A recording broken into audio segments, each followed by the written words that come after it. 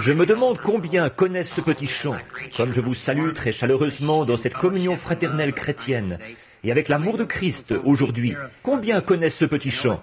Il prend soin de toi. Vous le connaissez? Très bien. Voyons si on y arrive. Vous le connaissez, sœur? Vous connaissez? Bon. He careth for you. He careth for you. Through sunshine or shadow. He careth for you. Oh, c'est très bien. Maintenant, faisons un autre essai.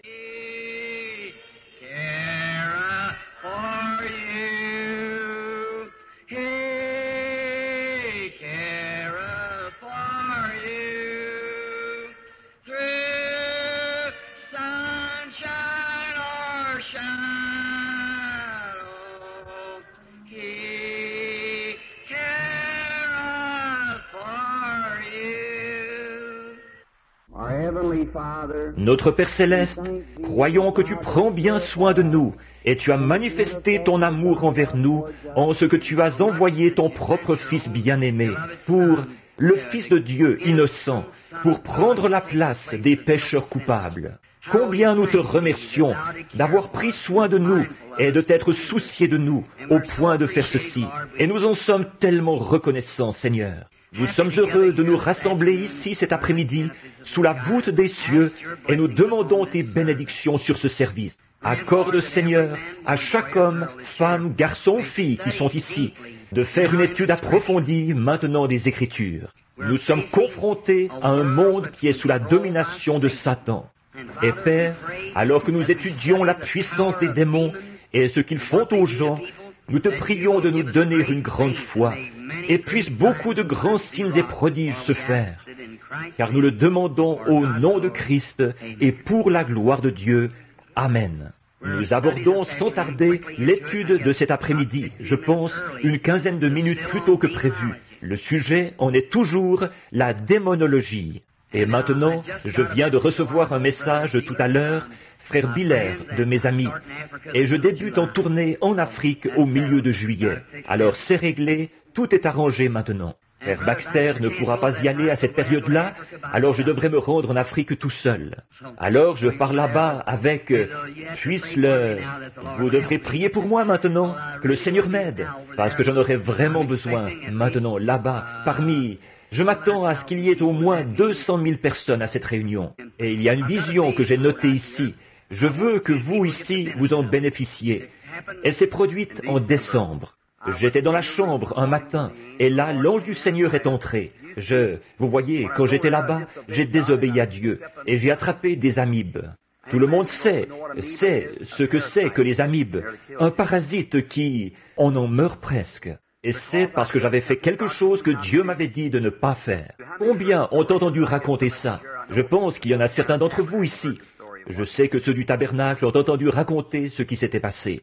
Dieu m'avait dit d'aller à un endroit, de me tenir loin de tel endroit, d'aller à un autre endroit. Et j'ai laissé les prédicateurs me convaincre de faire le contraire. Bon, les prédicateurs, ce sont des gens formidables, et ce sont mes frères. Mais écoutez ce que Dieu vous dit. C'est exact, voyez, vous avez une seule mission. Combien s'en souviennent? À un moment donné, il y avait 2 prophètes dans la Bible. Et l'un d'eux, le Seigneur lui avait dit, va à tel endroit, et ne reviens pas par, à ton retour, prends un autre chemin, et ainsi de suite. Et il avait dit, ne mange pas et ne bois pas pendant que tu seras là-bas. Et un autre vrai prophète est allé le voir, et il a dit, le Seigneur m'est apparu après qu'il t'ait apparu. Et il a dit, viens avec moi à la maison. Et le prophète a écouté ce que l'autre avait dit, et il a perdu sa vie à cause de ça. Voyez-vous, faites ce que Dieu vous dit de faire, peu importe ce que n'importe qui d'autre peut dire. Maintenant, dans cette vision, c'est ce qui m'a réveillé, le 13 septembre ou décembre. Et assis au bord de mon lit, je me demandais quel serait mon avenir. Quand je suis rentré de là-bas, ils allaient m'envoyer au lazaret. Les parasites étaient sur le point de m'emporter. Ils m'ont fait subir un examen quand j'ai posé le pied dans le pays. Et par la grâce de Dieu, simplement, ils m'ont permis de retourner chez moi, parce que c'était très disséminé. J'avais prié, Et j'étais allé voir ces ministres, je disais, le Seigneur m'a dit de ne pas prendre cette direction-là. Ils ont dit, oh, Dieu peut parler à quelqu'un d'autre qu'à toi. J'ai dit, Corée avait cette idée-là à un moment donné. Alors, mais je suis allé chercher des feuilles, je les ai déposées sur leurs pieds et j'ai dit, souvenez-vous, au nom du Seigneur, si nous faisons ce voyage là-bas, ce sera un échec. Et nous allons tous le payer cher. Et pour sûr que nous l'avons payé cher, oh là là, nous avons tous failli mourir. Alors là, au retour, on est aux prises avec tant de choses là-bas dans les pays étrangers. Par exemple, il y a une petite puce. Si elle vous mord, vous attrapez la fièvre de la tique. Et cette petite chose-là, quand ça vous mord, même si vous avez des démangeaisons, vous ne pouvez pas vous gratter. Vous regardez, si c'est une petite bestiole noire, ne l'arrachez pas. Elle a une petite tête avec laquelle elle se creuse un chemin dans la peau. Elle brille comme ceci, elle se fixe là. Si vous l'arrachiez, en l'arrachant, la tête qui est à l'intérieur resterait là. Il y a un virus dedans qui vous paralyserait. Alors, ne vous grattez pas ou ne l'arrachez pas. Vous n'avez qu'à prendre du suif. Elle respire par le dos. Laissez tomber du suif dessus, elle va se détacher. Ensuite, il y a un petit moustique. Il ne fait pas de bruit du tout. Il arrive en fendant l'air. Il n'a qu'à vous toucher, c'est tout, et vous avez la malaria. Et puis, il y a ce qu'ils appellent le serpent mamba. S'il vous pique, vous ne vivez qu'à peu près 2 minutes après qu'il vous a piqué. Et il y a le cobra jaune. Vous vivez une 15aine de minutes après sa morsure à lui. Et l'un d'eux était assez près de mon fils, qu'il aurait pu poser sa main sur sa tête. Il était déjà levé, prêt à piquer, avant que nous tirions dessus comme ça. Et il y a le cobra noir. Oh, il y a vraiment de tout.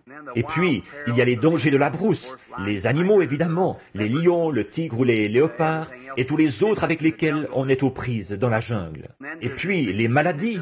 Il y a vraiment toutes sortes de maladies là-bas. Et vous devez affronter tout ça quand vous y allez. Et en plus, il y a le sorcier guérisseur qui est là pour vous défier. De tous les côtés, voyez-vous, et toutes leurs superstitions et tout. Mais combien que c'est merveilleux de voir notre Seigneur écarter tout ça d'un geste, d'un côté à l'autre comme ça. Ensuite, on continue. Ce jour-là, je me suis tenu là. Je m'en souviens vraiment bien de ce qui s'est passé. Je vous en parlerai un de ces jours à une autre réunion, parce que cet après-midi, je voudrais aborder mon sujet de la démonologie. Mais là, j'étais en réflexion là-dessus, assis là, à me demander comment est-ce que ça va finir. Et en traversant la mer, au retour, je sais que nous avons eu environ 100 000 conversions pendant que nous étions là-bas. Et le vieux frère Bosworth est venu à moi. Il a dit, j'ai dit, eh bien, frère Bosworth, il a dit, je suis vraiment fier de toi, frère Branham. Il a dit, pour toi la vie ne fait que commencer. Et il a dit, je disais, eh bien, ça doit être fini, je suppose. Je disais, j'ai 40 ans passés. Je suppose que j'ai combattu le bon combat et que j'ai achevé la course. Il a dit, 40 ans passés? Il a dit, je ne me suis pas converti avant cet âge-là. Il a dit, je suis encore bien actif. Il avait tout près de 80 ans. Et simplement, je me suis dit, eh bien, peut-être que c'est assez juste ça. Donc il disait, non, tu es simplement un Branham tout neuf maintenant. Tu sais mieux comment prendre tes réunions en main et tout. Il disait, simplement, si tu t'attaques à l'Amérique comme il le faudrait, avec une réunion organisée comme il faut, où tu pourrais rester au même endroit pendant 6 ou 8 semaines, et que ce soit bien organisé et annoncé un peu partout, il disait, tu accomplirais quelque chose, mais pour notre Seigneur. Alors, on a continué comme ça, à parler simplement. Alors, ça a été très, très agréable. Alors, quelque temps après, j'ai eu une vision que j'étais en Amérique. Elle m'est venue, elle m'a renvoyé en Afrique. Elle me montrait cette même réunion, installée là, devant Durban. Et la première réunion est disparue peu à peu. Elle est passée à l'histoire, partie en direction de l'Ouest. La deuxième réunion est apparue, et à ce moment-là, elle était encore plus grande que la première. Et j'ai entendu un cri, et un ange venait du ciel. Il tenait une lampe puissante. Et l'ange du Seigneur qui se tient près de nous ici, il se tient toujours à ma droite, de ce côté-ci. Et il se tenait là, et il se déplaçait en formant un cercle. Et j'ai vu cet homme au-dessous de lui. Il n'est pas... Or, quand vous le voyez, lui, ce n'est pas une vision. C'est tout aussi réel que de me regarder, moi. Eh bien, vous pouvez l'entendre marcher et vous parler.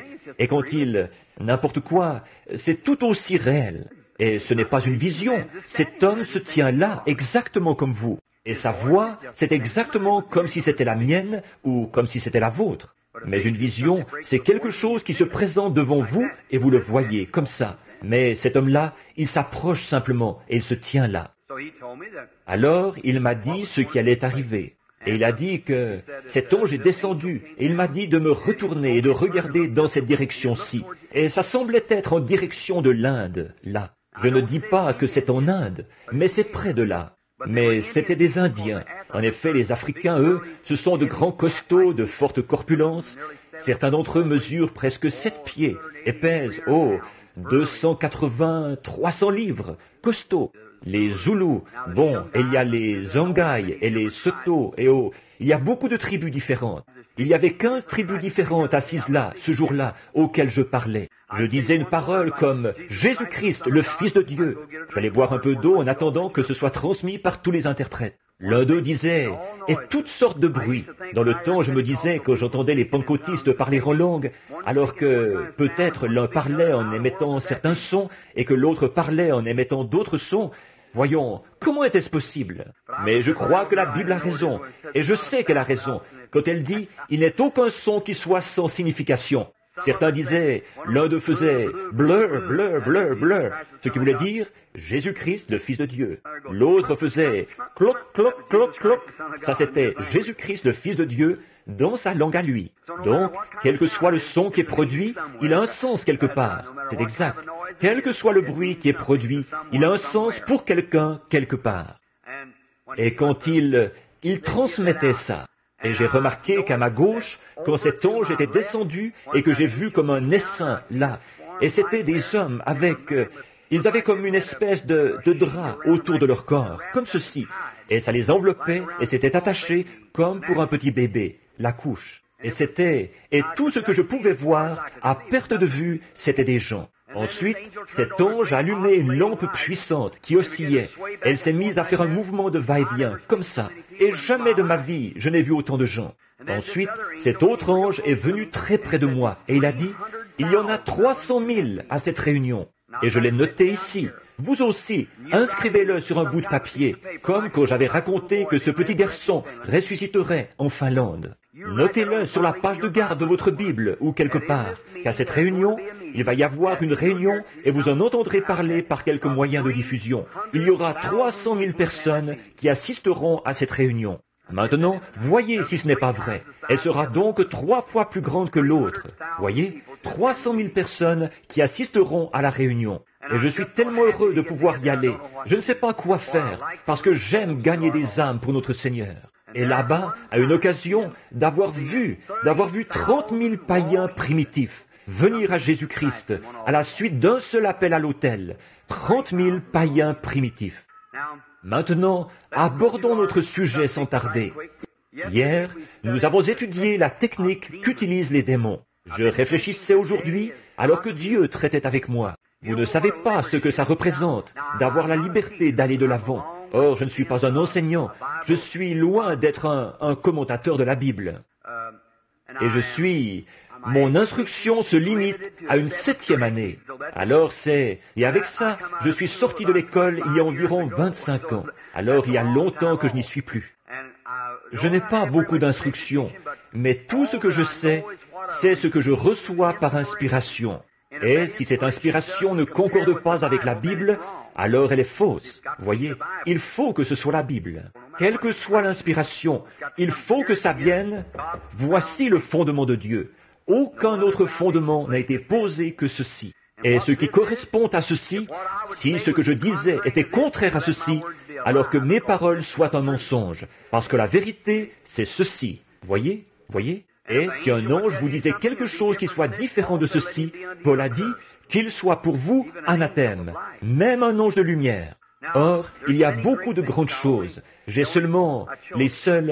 choisi 2 jours parce que, pour pouvoir apporter ce sujet aux gens, c'est-à-dire hier et aujourd'hui, les réunions en après-midi. Maintenant, la raison pour laquelle j'ai fait ceci, c'est pour faire un petit essai, moi-même, pour voir si Dieu allait m'aider.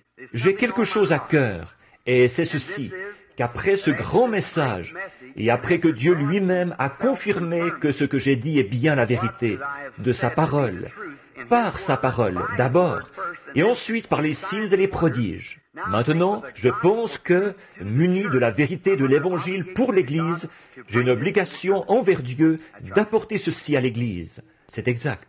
Elles sont tellement divisées en tant d'organisations différentes et de branches sectaires de chacune que c'est mal ça. Nous sommes tous enfants de Dieu, que nous sommes nés de nouveau. Ça, voyez-vous? Et la vérité, c'est que Dieu veut que nous le sachions, que nous sommes ses enfants. Maintenant, souvenez-vous, le temple de Salomon, il a été taillé partout dans le monde. Et une pierre est arrivée incurvée comme ceci, et une pierre incurvée comme cela, et une taillée comme ceci, et une taillée comme cela. Mais à l'assemblage, il n'y a pas eu le moindre grincement de scie, pas le moindre coup de marteau. Chaque chose s'est ajustée parfaitement à sa place. Dieu est celui qui a donné les directives pour ça. Dieu a une église qui s'appelle les assemblées, et une l'église de Dieu, et une la ceci, et l'autre la cela. Mais quand elles s'assembleront toutes, elles formeront un seul grand groupe d'amour fraternel, et Dieu rassemblera cette église et l'emportera là-haut dans le ciel. Tout tableau célèbre, avant de pouvoir un jour être exposé dans une galerie d'art, il doit être exposé, passer d'abord par la galerie des critiques. L'homme qui a peint à Gusto, ou, excusez-moi, son nom m'échappe, enfin, celui qui a peint la Sainte Seine, cela lui a demandé toute une vie. Il a peint ce tableau. Il s'est passé environ 20 ans, ou 10 ans je crois, entre le moment où il a peint Christ et celui où il a peint Judas. Et vous êtes-vous rendu compte, dans ce tableau célèbre, c'est le même homme qui a posé pour représenter Christ, qui, 10 ans plus tard, a posé pour représenter Judas. C'est exact, effectivement. 10 ans de péché. Il avait été un grand chanteur d'opéra. Ensuite, il a représenté Christ. Il a fini par représenter Judas. Ça ne vous prendra pas forcément 10 ans. Ça prendra 10 minutes pour produire le même effet sur vous. Ça changera votre caractère par le péché. Mais toujours est-il que ce tableau est passé par tous les critiques. Et c'est ce que je pense de l'Église de Dieu, ce groupe qu'on appelle. Eh bien, je ne dis pas ceci pour faire une remarque désobligeante. J'ai navigué sur toutes les mers, et j'en suis à mon 3e voyage autour du monde. Et les gens disent « Exalté, exalté !» Et j'ai cherché partout dans le monde, et je n'ai encore jamais trouvé un exalté. C'est un nom que le diable a collé aux gens, c'est tout. Un exalté, ça n'existe pas. J'ai les statistiques de toutes les 668 églises différentes qui existent et organisées dans le monde. Et il n'y en a pas une seule qui s'appelle les exaltés. Et ça provient du gouvernement. Je ne connais pas une seule église exaltée. Alors ça, c'est seulement un nom que le diable a donné. Mais maintenant, malgré tout ceci, toutes ces choses, Dieu a peint un tableau.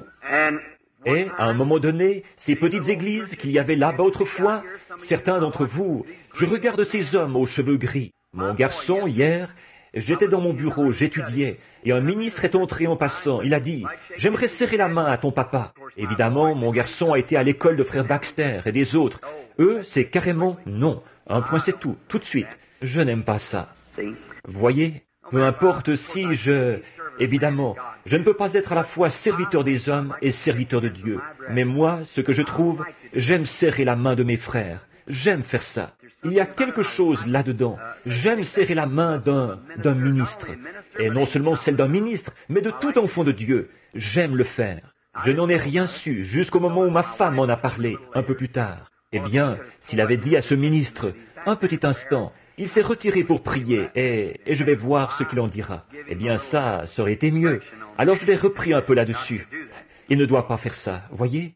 Alors, et c'est vrai, on ne peut pas venir tout de suite, chaque fois, comme le frère le disait tout à l'heure. Si on le fait, alors le soir, je suis épuisé, vous voyez? Les gens se mettent à parler, et peut-être que chacun a une maladie, et quand ils se mettent à en parler, tout de suite, voilà l'ange du Seigneur qui est là pour dire ce qu'il en est.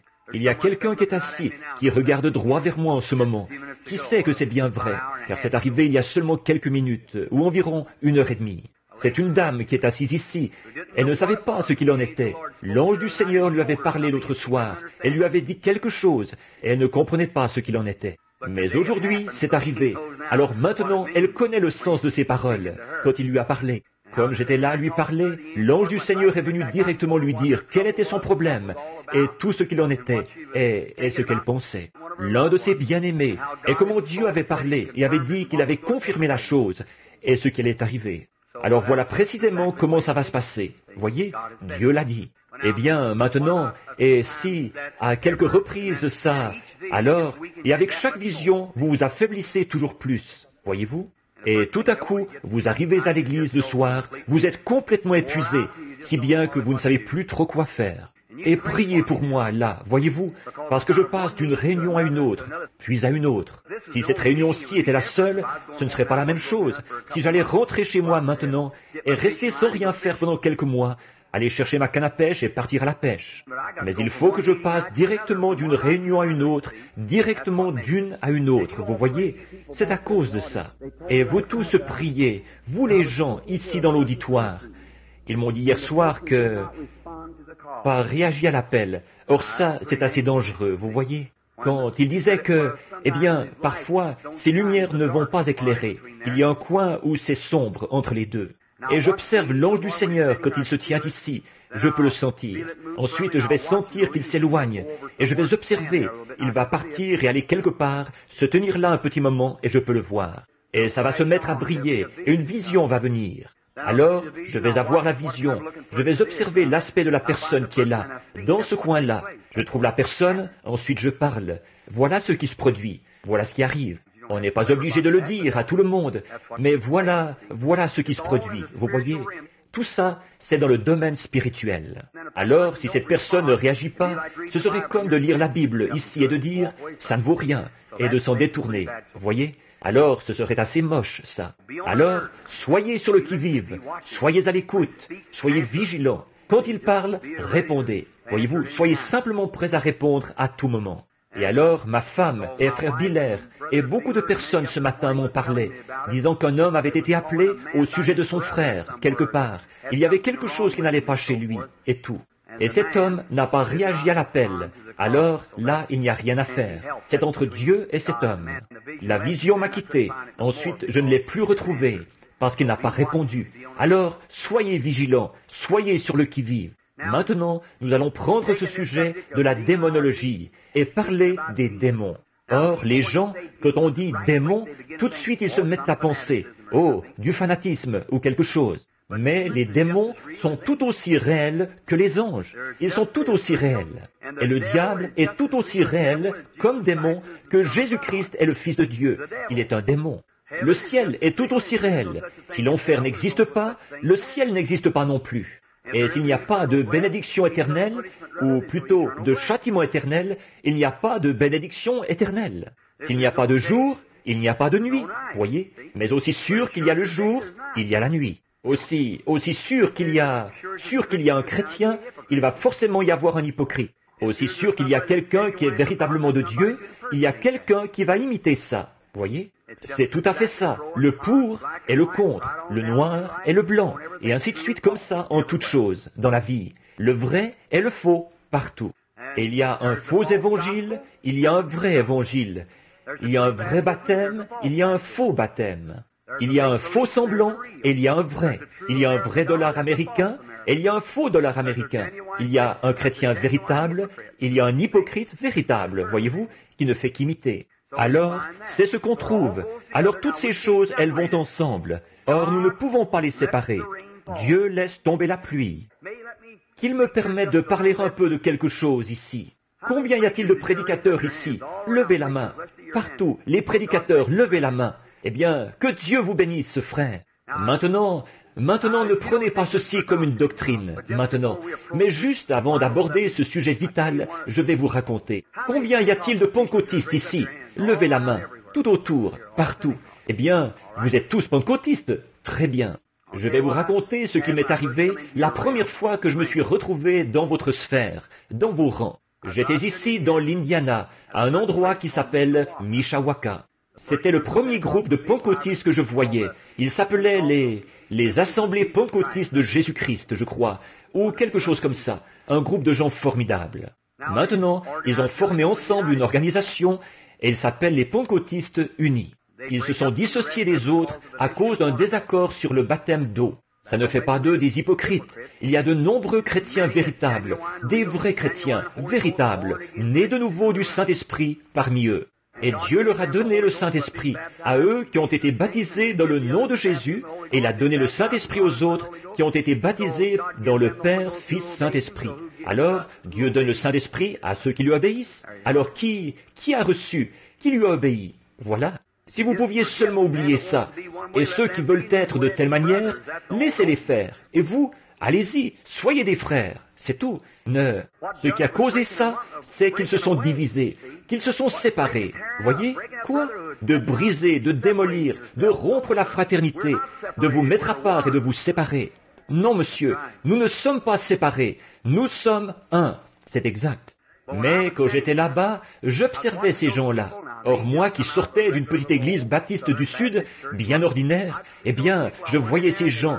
Je suis entré là, ils tapaient des mains, ils s'égosillaient.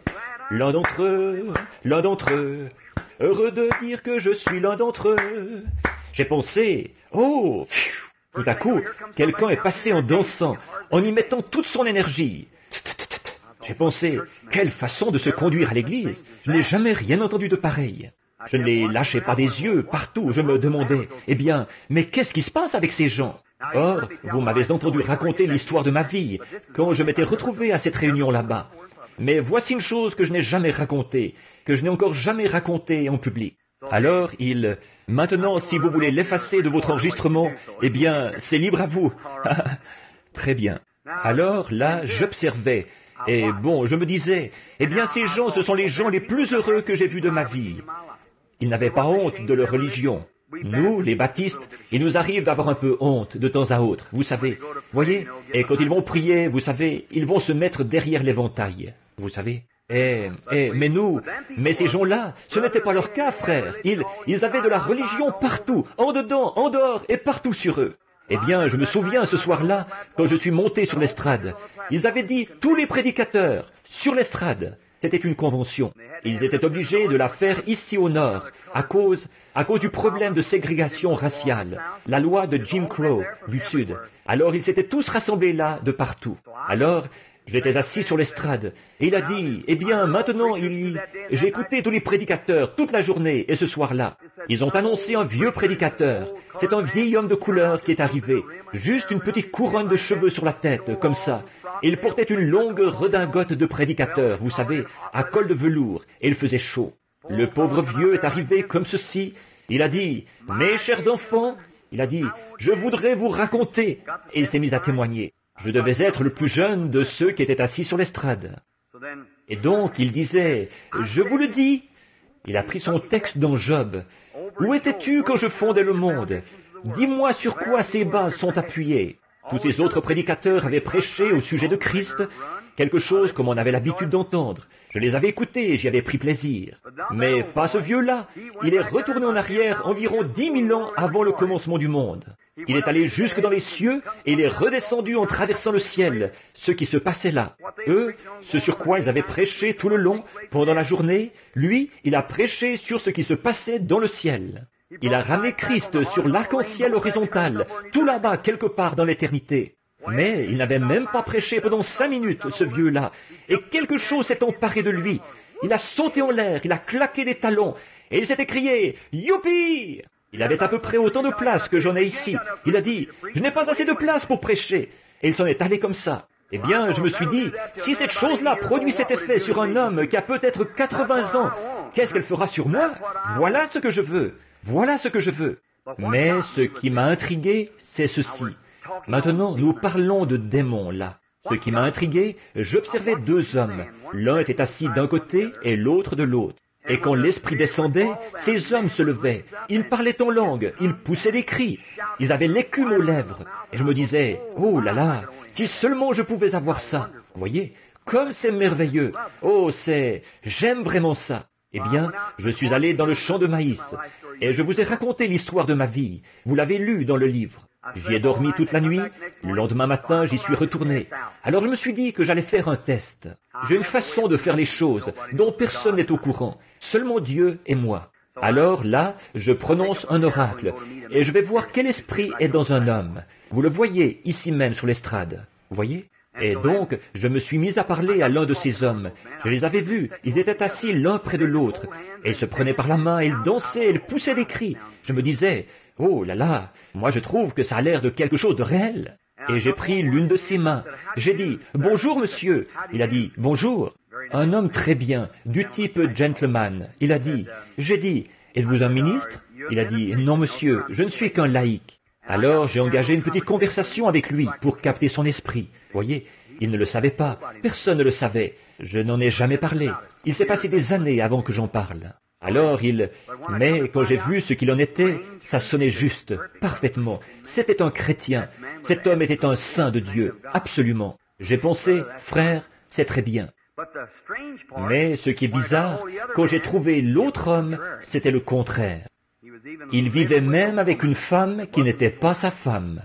C'est exact. Et j'ai vu ça s'approcher de lui, une vision. Je me suis dit, oh là là, ce n'est pas possible. Et cet homme, je me suis dit, bon, alors, cet esprit qui est parmi ces gens, il est mauvais. Un point, c'est tout. Alors, ce soir-là, je suis allé à la réunion, et les bénédictions descendaient, je priais Dieu et le Saint-Esprit. L'ange du Seigneur attestait qu'il s'agissait bien du Saint-Esprit. Et le même esprit qui descendait sur cet homme-ci, descendait sur cet homme-là. Et quand le Saint-Esprit descendait, ils se levaient tous les deux, et tous les deux, ils poussaient les cris.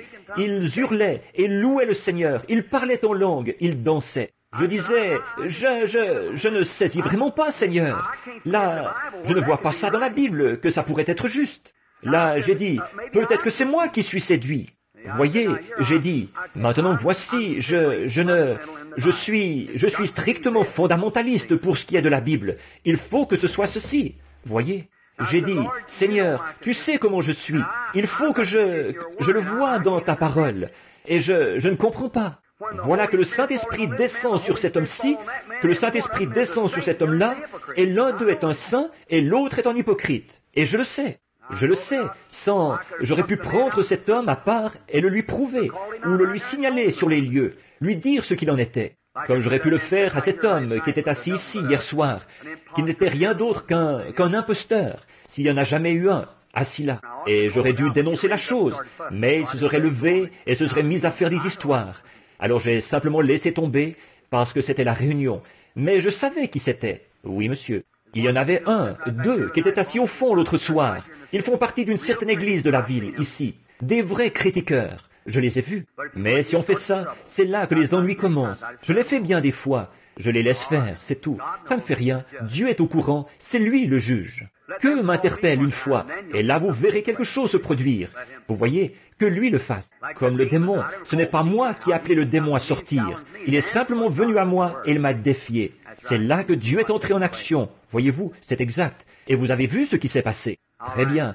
Mais j'ai simplement laissé tomber. À la réunion, ça n'a pas été facile à cause de ça. Parce que cet esprit était là, qui cherchait continuellement à m'attaquer. Voyez-vous? Et alors, j'ai simplement continué. Mais bon, ces hommes, je ne comprenais pas ça. Et c'est 2 ans plus tard, ou 3, alors que j'étais à Greensmill, Indiana, ici, à la réserve scout, je m'étais retiré dans une vieille caverne, là où je vais pour prier. Et là, je disais, Seigneur, je ne comprends pas ce qui est arrivé à ce groupe de gens. Les gens les plus gentils que j'ai jamais rencontrés de toute ma vie. Et je ne comprends pas comment il pourrait s'agir là d'un mauvais esprit. Alors, tu connais l'intégrité de mon cœur, tu sais combien je t'aime, et comme je t'ai servi. Et ce même esprit qui est ici avec moi était sur ces gens, et il était sur ce gars-là, même chose. Alors, je ne comprenais pas. Et le Seigneur est descendu dans sa miséricorde, et il m'a montré, voici ce qu'il en était. Il faut que ce soit scripturaire, première chose. Il a dit, prends ta Bible. Et j'ai pris ma Bible. J'ai dû tenir cette Bible pendant 10 minutes, sans que qu'aucune autre parole ne vienne. J'ai simplement attendu quelques instants. Je l'ai entendu dire de nouveau, prends Hébreux 6 et commence à lire. C'est ce que j'ai fait. Et arrivé au passage où il est dit, la pluie tombe souvent sur la terre pour l'abreuver et la préparer, l'apprêter pour ce qui... Mais les épines et les chardons, qui sont prêts d'être rejetés, ont fini par y mettre le feu. Et c'est là que j'ai saisi. Je me suis dit, voilà ce que c'est, grâce soit rendue à Dieu, voilà ce que c'est. Voyez, maintenant Jésus a dit, un semeur est sorti semer des semences, n'est-ce pas?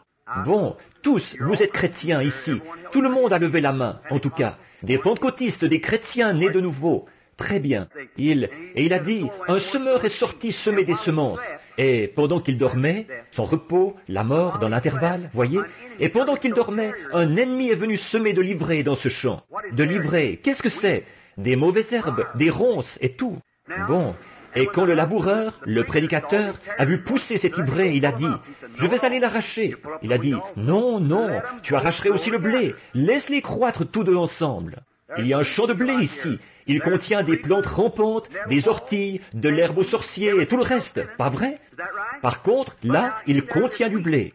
Maintenant, la pluie tombe souvent sur la terre pour l'abreuver. Or, la pluie, c'est pourquoi? Pas pour arroser l'ortie. Maintenant, regardez bien et soyez attentifs. Pas pour arroser la plante rampante. La pluie est envoyée pour le blé, mais l'ortie et la mauvaise herbe sont tout aussi assoiffées que le blé. Et la même pluie qui tombe sur le blé tombe sur la mauvaise herbe. Et cette petite mauvaise herbe va se redresser comme ça, toute heureuse et dans l'allégresse, tout autant que le petit blé va se redresser, lui-même se redresser. Mais c'est à leurs fruits que vous les reconnaîtrez. Voilà. Voyez, or le même Saint-Esprit peut bénir un hypocrite. Ça en a sonné quelques-uns d'entre vous, les arminiens. Mais c'est la vérité, c'est la vérité. On vous enseigne la sainteté, et moi aussi j'y crois, à la sainteté. Mais le même esprit, la pluie tombe sur les justes et sur les injustes. Mais c'est à leurs fruits que vous les reconnaîtrez. Si je regarde ici et que je vais chercher du blé, je rapporte du blé. Mais les mauvaises herbes, c'est tout attaché ensemble. Et elles vivent de la même pluie qui est tombée pour le blé. Et la pluie n'a pas été envoyée pour les mauvaises herbes, elle a été envoyée pour le blé. Mais comme la pluie est dans le champ, que le blé est, que les mauvaises herbes sont dans le champ de blé, elles ont profité tout autant de la pluie que les autres. Et la même pluie qui a fait vivre le blé a fait vivre la mauvaise herbe. Toutes les choses qui sont dans le naturel sont un type du spirituel. C'est ce que nous enseignons. Voilà ce qu'il en est, la démonologie, des démons qui imitent le christianisme et qui reçoivent quand même la bénédiction. Ce n'est pas du lait écrémé, ça, les frères, si vous pouvez le recevoir. Voyez, maintenant c'est la vérité. Alors, je ne suis pas sauvé aujourd'hui parce que je peux pousser des cris. Je suis sauvé, non pas parce que je me sens sauvé, je suis sauvé parce que j'ai rempli les conditions que Dieu a posées dans cette Bible. Jésus a dit, celui qui écoute mes paroles et qui croit à celui qui m'a envoyé a la vie éternelle, et ne vient point en jugement, mais il est passé de la mort à la vie. Je le crois, c'est exact. Et selon ces conditions, je suis sauvé, parce que Dieu l'a dit. S'il me disait qu'on est sauvé parce que quelqu'un a dit « Un vent impétueux m'a cinglé le visage », c'est formidable ça, mais je veux savoir d'où il est venu ce vent impétueux avant qu'il me cingle le visage, voyez-vous? Maintenant, quel genre de vie allez-vous mener après que ce vent impétueux vous aura cinglé? Voyez-vous, c'est à votre fruit qu'on vous reconnaît. Donc, les démons peuvent œuvrer au beau milieu des chrétiens. Le croyez-vous? Regardez Paul. Paul a dit, bon, c'est ici que la pluie du dernier jour. S'il y en a ici, pardonnez-moi si je dis quoi que ce soit contre vous. Je ne dirai rien contre vous, pas plus que je n'en dirai contre les assemblées, ou n'importe qui, les baptistes, ou n'importe qui d'autre. C'est la vérité qui est la vérité. Où vous avez dévié, c'est ici. Vous faites des prophètes de ces hommes et de ceux qui ne sont pas prophètes. On n'est pas prophète parce qu'on nous a imposé les mains et envoyé. On est prophète, voyez? Dans la Bible, il y a un don de prophétie. C'est là que vous avez fait erreur. La différence entre le don de prophétie et un prophète. Le don, Dieu à plusieurs reprises et de plusieurs manières a parlé à nos pères à travers les prophètes, dans ces derniers jours à travers son Fils Jésus-Christ. Et il y a 9 dons spirituels en action dans le corps de Christ. Ça pourrait être sur cette femme-ci ce soir, la prophétie. Et il se pourrait que ce ne le soit plus jamais de toute sa vie. Il se pourrait que ce soit sur cette femme-ci le lendemain soir. Il se pourrait que ce soit sur cet homme-ci la fois d'après. Il se pourrait que ce soit sur celui-là, là-bas, la fois d'après. Ça ne fait pas d'elle un prophète. Ça ne fait de personne un prophète. C'est un don de prophétie en vous. Et avant que cet homme ou que cette prophétie puisse être donnée à l'Église, elle doit être jugée en présence de 2 ou 3 juges spirituels. Pas vrai? Or Paul a dit, vous pouvez tous prophétiser successivement. Si celui-ci a une révélation, que celui-là se taise. Eh bien, dans ce cas, ils seraient tous prophètes, selon l'enseignement d'aujourd'hui. Non, Église pentecôtiste, on a tout mélangé. Et c'est pour cette raison que Dieu ne peut pas entrer, tant que nous n'aurons pas redressé et aligné la chose sur la Bible. C'est exact. Il faut trouver le bon sentier. Comment peut-on bâtir une maison sans regarder le plan? Voyez, il faut prendre un bon départ. Maintenant, là, un prophète, on n'a jamais vu personne se tenir devant Ésaïe, devant Moïse.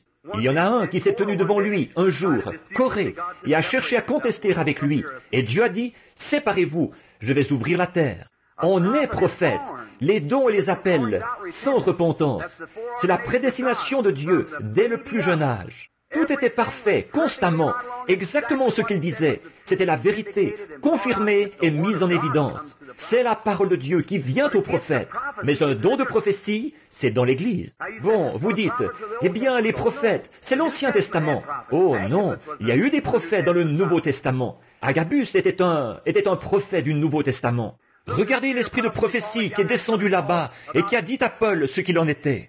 Et puis, Agabus est arrivé de Jérusalem. Il est allé trouver Paul et il a attaché sa ceinture autour de lui. Il s'est retourné et il a dit, « Ainsi dit le Seigneur, l'homme qui portait ceci sera lié de chaînes quand il arrivera à Jérusalem. » Agabus qui s'est levé et qui a dit, « Prédit ce qui allait arriver. » Il était un prophète et non un homme avec le don de prophétie. Et le don de guérison et tous ces dons, mon ami pentecôtiste, vous avez tout mélangé. Les dons sont dans l'Église. Toute personne dans l'Église y a accès. Toute personne qui a été baptisée dans le corps. D'un seul esprit, nous y sommes tous baptisés. Et la Bible dit, eh bien, j'ai le don de guérison. Eh bien, la Bible dit, confessez votre faute l'un à l'autre et priez l'un pour l'autre. Que toutes les personnes prient les unes pour les autres. Nous ne sommes pas un groupe divisé, nous sommes un groupe collectif, réuni, voyez? Bon, et c'est comme ça que parfois les démons vont s'y prendre pour agir. Maintenant, observez ce que Paul a dit. Si quelqu'un parle en langue et que quelqu'un d'autre interprète, que ce qu'il a dit soit jugé avant que l'Église puisse le recevoir. Maintenant, ce ne sera pas une citation de l'Écriture ou quelque chose comme ça. Dieu ne se répète pas, mais ce sera un avertissement adressé à l'Église. Alors, si de bons juges disent « Recevons cela », très bien, c'était du Seigneur. Le deuxième dit « Recevons-le », que par la bouche de 2 ou de 3 témoins, toute parole soit établie. Alors l'Église le reçoit et on se prépare en conséquence. Si ce qui a été dit n'arrive pas, alors vous avez un mauvais esprit parmi vous. C'est exact. Et si la chose arrive, alors remerciez Dieu. L'Esprit de Dieu est parmi vous, voyez? Alors c'est là qu'il faut bien surveiller et être prudent. Donc, ne cherchez pas à forcer les choses. Il n'y a rien que je puisse faire pour avoir les yeux bruns si j'en ai des bleus, voyez-vous? Il faut que je me contente de mes yeux bleus. Maintenant, c'est là que les démons agissent dans la sphère des gens spirituels. Maintenant, nous entrons dans quelque chose de profond ici, et j'espère que ce n'est pas trop profond. Maintenant, dans 1 Samuel 28, je veux maintenant lire un passage de l'Écriture ici. Je voudrais que vous écoutiez attentivement. Et je veux traiter de démons, vous montrer comment ils agissent au sein même de l'Église, et que Satan a une contrefaçon de toutes les choses véritables qui existent. Or, vous pouvez voir, selon la Bible, que les démons viennent parmi les chrétiens et ils font des imitations. Et souvent, nous avons affirmé que des gens étaient chrétiens quand ils disaient « Je crois en Jésus-Christ ». Voyons, les démons croient la même chose et ils tremblent. Ce n'est pas du tout signe que vous êtes sauvés. Un de ces soirs, je voudrais aborder l'élection et là vous constaterez le vrai sens du salut. Voyez, vous n'avez rien eu à y voir, ni au début, ni à la fin, ni rien que vous puissiez y faire du tout. Dieu sauve un homme sans condition. Oh, ça a frappé en profondeur, n'est-ce pas? Maintenant, autant sortir ça de votre système pendant qu'on y est. Très bien. Abraham a été le commencement de notre foi, pas vrai? Oh, Abraham a reçu la promesse. Et Dieu a appelé Abraham parce qu'il était un grand homme, je suppose. Non, monsieur. Il est sorti de Babylone, du pays de la Chaldée, de la ville dure, et Dieu l'a appelé et a fait son alliance avec lui, sans condition. Je vais te sauver, et pas seulement toi, Abraham, mais ta postérité, sans condition. Dieu a fait une alliance avec l'homme, et l'homme rompt son alliance chaque fois. L'homme n'a jamais gardé son alliance avec Dieu. La loi n'a jamais été gardée. Il n'arrivait pas à garder la loi. Christ est venu et lui-même a transgressé la loi. En effet, la grâce avait déjà fourni un sauveur. Moïse avait fourni un moyen d'échapper, et ensuite, et ensuite les gens, après, ils voulaient encore avoir quelque chose à y faire. L'homme cherche toujours à faire quelque chose pour se sauver lui-même, alors qu'on ne peut pas, c'est sa nature. Dès qu'il a constaté qu'il était nu, dans le jardin d'Éden, il a fait des ceintures avec des feuilles de figuier, pas vrai? Mais il a constaté qu'elle ne ferait pas l'affaire. Il n'y a rien qu'un homme puisse faire pour se sauver lui-même. Dieu vous sauve, sans condition, tout au long de l'âge. Et alors, quand vous êtes sauvé, vous êtes sauvé. Regardez Abraham, cet homme était là. Il était allé là-bas et Dieu lui avait donné le pays de la Palestine et lui avait dit de ne pas le quitter. Tout juif qui quittait la Palestine était rétrograde. Dieu lui avait dit de rester là. Si Dieu vous dit de faire quoi que ce soit et que vous ne le faites pas, alors vous êtes rétrograde. Pas vrai? Bien, alors il y a eu une sécheresse pour éprouver la foi d'Abraham. Et Abraham, au lieu de rester là, non, il n'a pas pu rester là. Il a pris la fuite. Il a pris Sarah avec lui. Et il a fait environ 300 000. J'aurais aimé avoir le temps de parler de ça. Jusque dans un autre pays. Et quand il est arrivé là-bas, alors il y avait ce grand roi, là-bas, Abimelech. C'était un jeune homme et il voulait avoir une petite amie. Alors il a trouvé la femme d'Abraham, Sarah, et il est tombé amoureux d'elle. Et Abraham a dit, « Maintenant dis-lui que tu es ma sœur et que je suis ton frère. » Alors Abimelech a été content de ça. Alors il a dit, « Très bien, nous allons simplement l'emmener au château. » Et les femmes ont dû la préparer, il allait l'épouser le lendemain.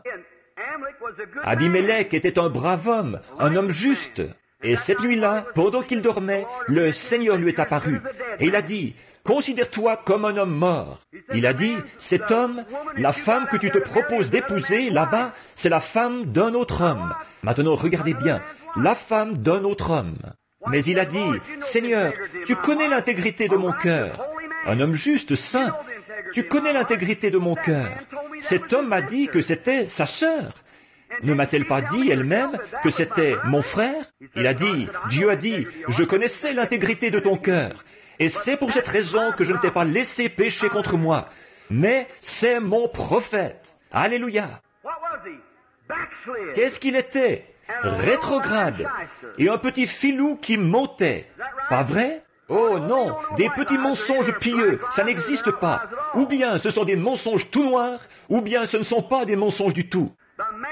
Cet homme qui était là, il a carrément dit un mensonge en disant que c'était sa sœur, alors que c'était sa femme. Il tournait autour du pot et il était rétrograde. Et ici, il y avait un homme juste qui s'est tenu devant Dieu et qui a dit, « Seigneur, tu connais mon cœur. Mais je n'écouterai pas ta prière, Abimelech, mais ramène-la lui, et qu'il prie pour toi. Il est mon prophète, lui, je l'écouterai. » Oui, un rétrograde, un menteur, mais c'est mon prophète. N'est-ce pas la vérité? C'est la Bible. Maintenant, n'allez pas trop loin avec ça, du côté calviniste. Une fois sous la grâce, toujours sous la grâce, parce que vous vous retrouverez dans la disgrâce. Voyez? Un petit instant là, nous aurons le temps cette semaine de revenir là-dessus pour vous montrer que c'est bien tout à fait exact. Mais n'allez pas croire que juste parce que vous avez fait quelque chose de mal, que vous êtes fichu à tout jamais. Vous êtes un enfant de Dieu, vous êtes né de l'Esprit de Dieu, vous êtes des fils et des filles de Dieu, et les fruits en rendront témoignage eux-mêmes. Voilà. Maintenant, nous voici installés dans le pays. Maintenant, je voudrais lire ici le verset 6. « Et Saül interrogea l'Éternel, et l'Éternel ne lui répondit pas, ni par songe, ni par l'Urim, ni par un prophète.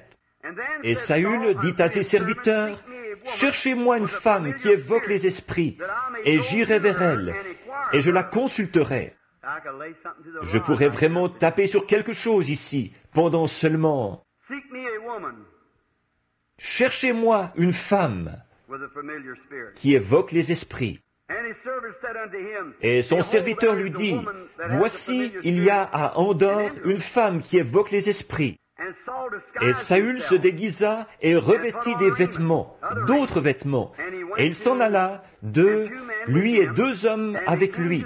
Et ils vinrent de nuit chez la femme. Et ils dirent, « Viens pour moi, je te prie, par un esprit, et fais-moi monter celui que je te dirai. » Et la femme lui dit, « Voici, tu sais que Saül a fait. Tu sais, il a retranché du pays tous les évocateurs d'esprit et diseurs de bonne aventure.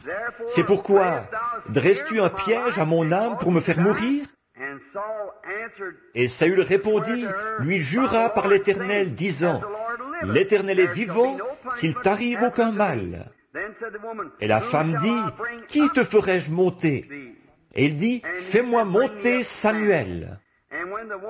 Et la femme vit Samuel, et elle poussa un grand cri. Et la femme parla à Saül, disant, pourquoi m'as-tu trompé? Et tu es Saül. Et le roi lui dit, ne crains point, mais que vois-tu? Et la femme dit, à Saül, je vois des dieux qui montent de la terre. Et il lui dit, quelle était sa forme? Et elle dit, c'est un vieillard qui monte, et il est enveloppé d'un manteau. Et Sam, évidemment, c'est ce manteau de prophète, voyez. Connut que c'était Samuel, et il se tint, et le visage contre terre, et se prosterna. Et Samuel dit à Saül, pourquoi as-tu troublé mon repos, et m'as-tu fait monter? Et Saül répondit et dit, je suis dans une grande détresse, parce que les Philistins me font la guerre, et Dieu s'est retiré de moi, et ne me répond pas, ni par prophète, ni par songe. Et je t'ai appelé pour me faire savoir ce que je dois faire. Et Samuel dit, pourquoi m'interroges-tu quand l'Éternel s'est retiré de toi et qu'il est devenu ton ennemi? Et l'Éternel a fait pour lui-même comme il me l'a dit. Et l'Éternel a déchiré son royaume d'entre tes mains et l'a même donné à David. Maintenant, beaucoup d'entre vous, vous connaissez bien ceci. Maintenant, nous voulons nous y mettre sans tarder et que Dieu nous aide maintenant, pendant quelques instants, à nous pencher là-dessus. Maintenant, observez, il y avait un homme, Saül, qui était considéré à un moment donné comme un prophète, car il prophétisait avec les prophètes. Pas vrai, les enseignants? Maintenant, ici, l'homme était rétrograde. Pas vrai? Mais rappelez-vous où Samuel a dit qu'il serait, avec lui le lendemain, parti prématurément, voyez-vous? Très bien. Si vous ne voulez pas écouter Dieu, Dieu vous ôtera de la terre. Regardez dans l'Épître aux Corinthiens, là, comment Paul a mis ses gens en ordre. Il a dit, d'abord je rends grâce à Dieu à votre sujet, de ce qu'il n'y ait pas de telles choses parmi vous, et tout, et de ce qu'il ne vous manque aucun don spirituel. Il leur disait ce qu'ils étaient, côté position en Christ. Ensuite, il est passé à l'attaque, les a corrigés. Il leur a parlé de leurs femmes prédicateurs et de ce qu'ils faisaient et qu'ils mangeaient à la table du Seigneur. Il y avait même un homme qui vivait avec sa belle-mère. Et il a dit, quant à cet homme en Christ, livrez-le au diable pour la destruction de la chair, afin que l'âme soit sauvée. Voyez-vous, c'est ça, livrez-le. La Bible dit, c'est pour cela qu'il y a parmi vous beaucoup d'infirmes et de malades, et qu'un grand nombre dorment, partis prématurément à cause du péché. Dieu vous a retiré du chemin, un bon signe que vous étiez un chrétien, si vous avez été retiré. Alors maintenant, remarquez ici, Saül était considéré comme l'un des prophètes, ou comme faisant partie des prophètes, parce qu'il prophétisait. Et là, il était rétrograde, parce qu'il avait désobéi à Dieu et son royaume lui avait été arraché d'entre les mains et avait été placé entre les mains de David, que Dieu avait oint par Samuel avec la cruche d'huile. Remarquez, à l'époque, il y avait 3 moyens par lesquels il pouvait découvrir des choses de la part de Dieu. Le premier était le prophète, le deuxième était un songe, et le troisième était l'Urim Tumim. Et aucun d'eux ne voulait répondre. Vous savez ce qu'est un prophète, vous savez ce qu'est un songe spirituel, et vous savez ce qu'était l'Urim Tumim. Vous savez, l'autre jour, j'ai demandé à un homme quelque chose au sujet de l'Urim, et cet homme n'a pas pu me dire ce que c'était, l'Urim Tumim. Évidemment, c'était Dieu qui répondait par ces choses, voyez, et le diable produit une contrefaçon de chacun, le devin, le faux prophète et le christalomancien. Voyez, or l'Urim Tumim était accroché à la poitrine d'Aaron, ici. L'Urim Tumim la couvrait, des pierres, et on l'accrochait dans le temple. Et quand ils n'étaient pas certains, ils allaient devant Dieu pour la réponse. Et une lumière brillait sur cette Urim Tumim, là, pour faire savoir si c'était la volonté de Dieu ou pas. Or, quand l'Urim Tumim ne répondait pas, or ça, c'était la réponse directe de Dieu. Maintenant, l'Urim Tumim d'aujourd'hui, le diseur de Bonaventure a pris une boule de cristal pour imiter cela. Une fausseté. Dieu est dans une trinité, les pouvoirs de Dieu sont dans une trinité, et le diable est dans une trinité, et ses pouvoirs sont dans une trinité. Et je peux le prouver par la Bible. Et cet Urim Tumim, c'est tout simplement la boule de cristal que le diable utilise aujourd'hui. Et le faux prophète d'ici, d'aujourd'hui, celui que nous avons maintenant, c'était ou la magicienne ou le diseur de Bonaventure là-bas, c'est ce qui a remplacé le prophète du côté du diable. Vous voyez ce que je veux dire? Et puis, l'Urim-Tumim, aujourd'hui, c'est cette Bible. Si quelqu'un a donné une prophétie ou un songe, et que ça ne concorde pas ou ne se reflète pas dans la Bible de Dieu, c'est faux. Ne le croyez pas. Dernièrement, un homme est venu me voir. Il vient de l'Inde, où je dois aller prochainement, un brave petit prédicateur. Il disait, « Frère Branham, je suis venu ici. » Il disait, « Une femme avait le Saint-Esprit et... » Il disait, « C'était une femme tellement charmante, tellement gentille. » Il disait, et elle s'était mariée 4 fois, elle vivait avec son 4e mari. Et j'ai dit, eh bien, comment est-ce possible, Seigneur? Et il disait, je suis allé le consulter, et j'ai dit, oh, gloire à Dieu. J'ai dit, Alléluia, loué soit l'Éternel. Tout simplement ce genre de gars-là, vous savez. J'ai dit, Alléluia, loué soit l'Éternel. Il a dit, le Seigneur m'a dit, voici, je vais te donner un songe. Et il a dit, j'ai rêvé que ma femme, je l'ai vue qui vivait en adultère. Et elle est revenue vers moi, et elle a dit, « Oh, veux-tu me pardonner, Victor? Veux-tu me pardonner? Je ne... » Voyons, j'ai dit, « Bien sûr que je vais te pardonner et te reprendre. » Il a dit, « Alors, c'est ce que j'ai fait. » Il a dit, « Voyez-vous, je pardonne. » J'ai dit, « Victor, votre songe était bien beau, mais c'est le diable qui vous l'a donné. » Il a dit, « Comment ça? » J'ai dit, « Il ne concorde pas avec la parole de Dieu. Elle vit dans l'adultère, absolument. Elle ne peut pas vivre avec 4 hommes. » Exact. Si elle quitte celui-là et retourne à son premier et se retrouve dans une situation pire qu'au départ, elle doit vivre seule jusqu'à la fin de sa vie. J'ai dit, vous savez que ça ne concorde pas avec la parole de Dieu. Alors votre songe était faux. J'ai dit, il ne concorde pas du tout avec ceci. Et quand un prophète avait donné une prophétie, qu'il l'avait prononcée, et qu'on voulait voir si cette prophétie était vraie, il la présentait devant l'Urim-Tumim. Et si la voix de Dieu faisait briller les lumières sur l'Urim-Tumim, alors c'était la vérité absolue. Et si un homme donne une interprétation, donne un songe, donne quelque chose par rapport à la Bible, ou quoi que ce soit, et que ça ne concorde pas avec la Bible de Dieu, c'est faux. C'est ça l'Urim-Tumim d'aujourd'hui. La parole de Dieu parle, et c'est la voix directe de Dieu, comme l'Urim-Tumim l'était avant que la Bible ait été écrite. Amen. Alléluia. Je me sens pas mal religieux en ce moment. Ne me prenez pas pour un fanatique, si c'est ce que vous faites. Je sais où j'en suis. Je ne suis pas agité. C'est exact. Voici la vérité, la parole de Dieu. Peu m'importe le genre de songe que vous avez eu, ou le genre de prophétie que vous avez donné. Si ce n'est pas la parole de Dieu, c'est faux. Si ça ne concorde pas avec cette parole. C'est ça le problème aujourd'hui. L'un a un songe, l'autre a une vision, l'autre a une langue, l'autre a une révélation. C'est pour ça que c'est tout mélangé, et tout. Si bien qu'on se retrouve avec des dénominations et de la division partout. Vous devriez ramener cela à un fondement final. Et c'est la parole de Dieu.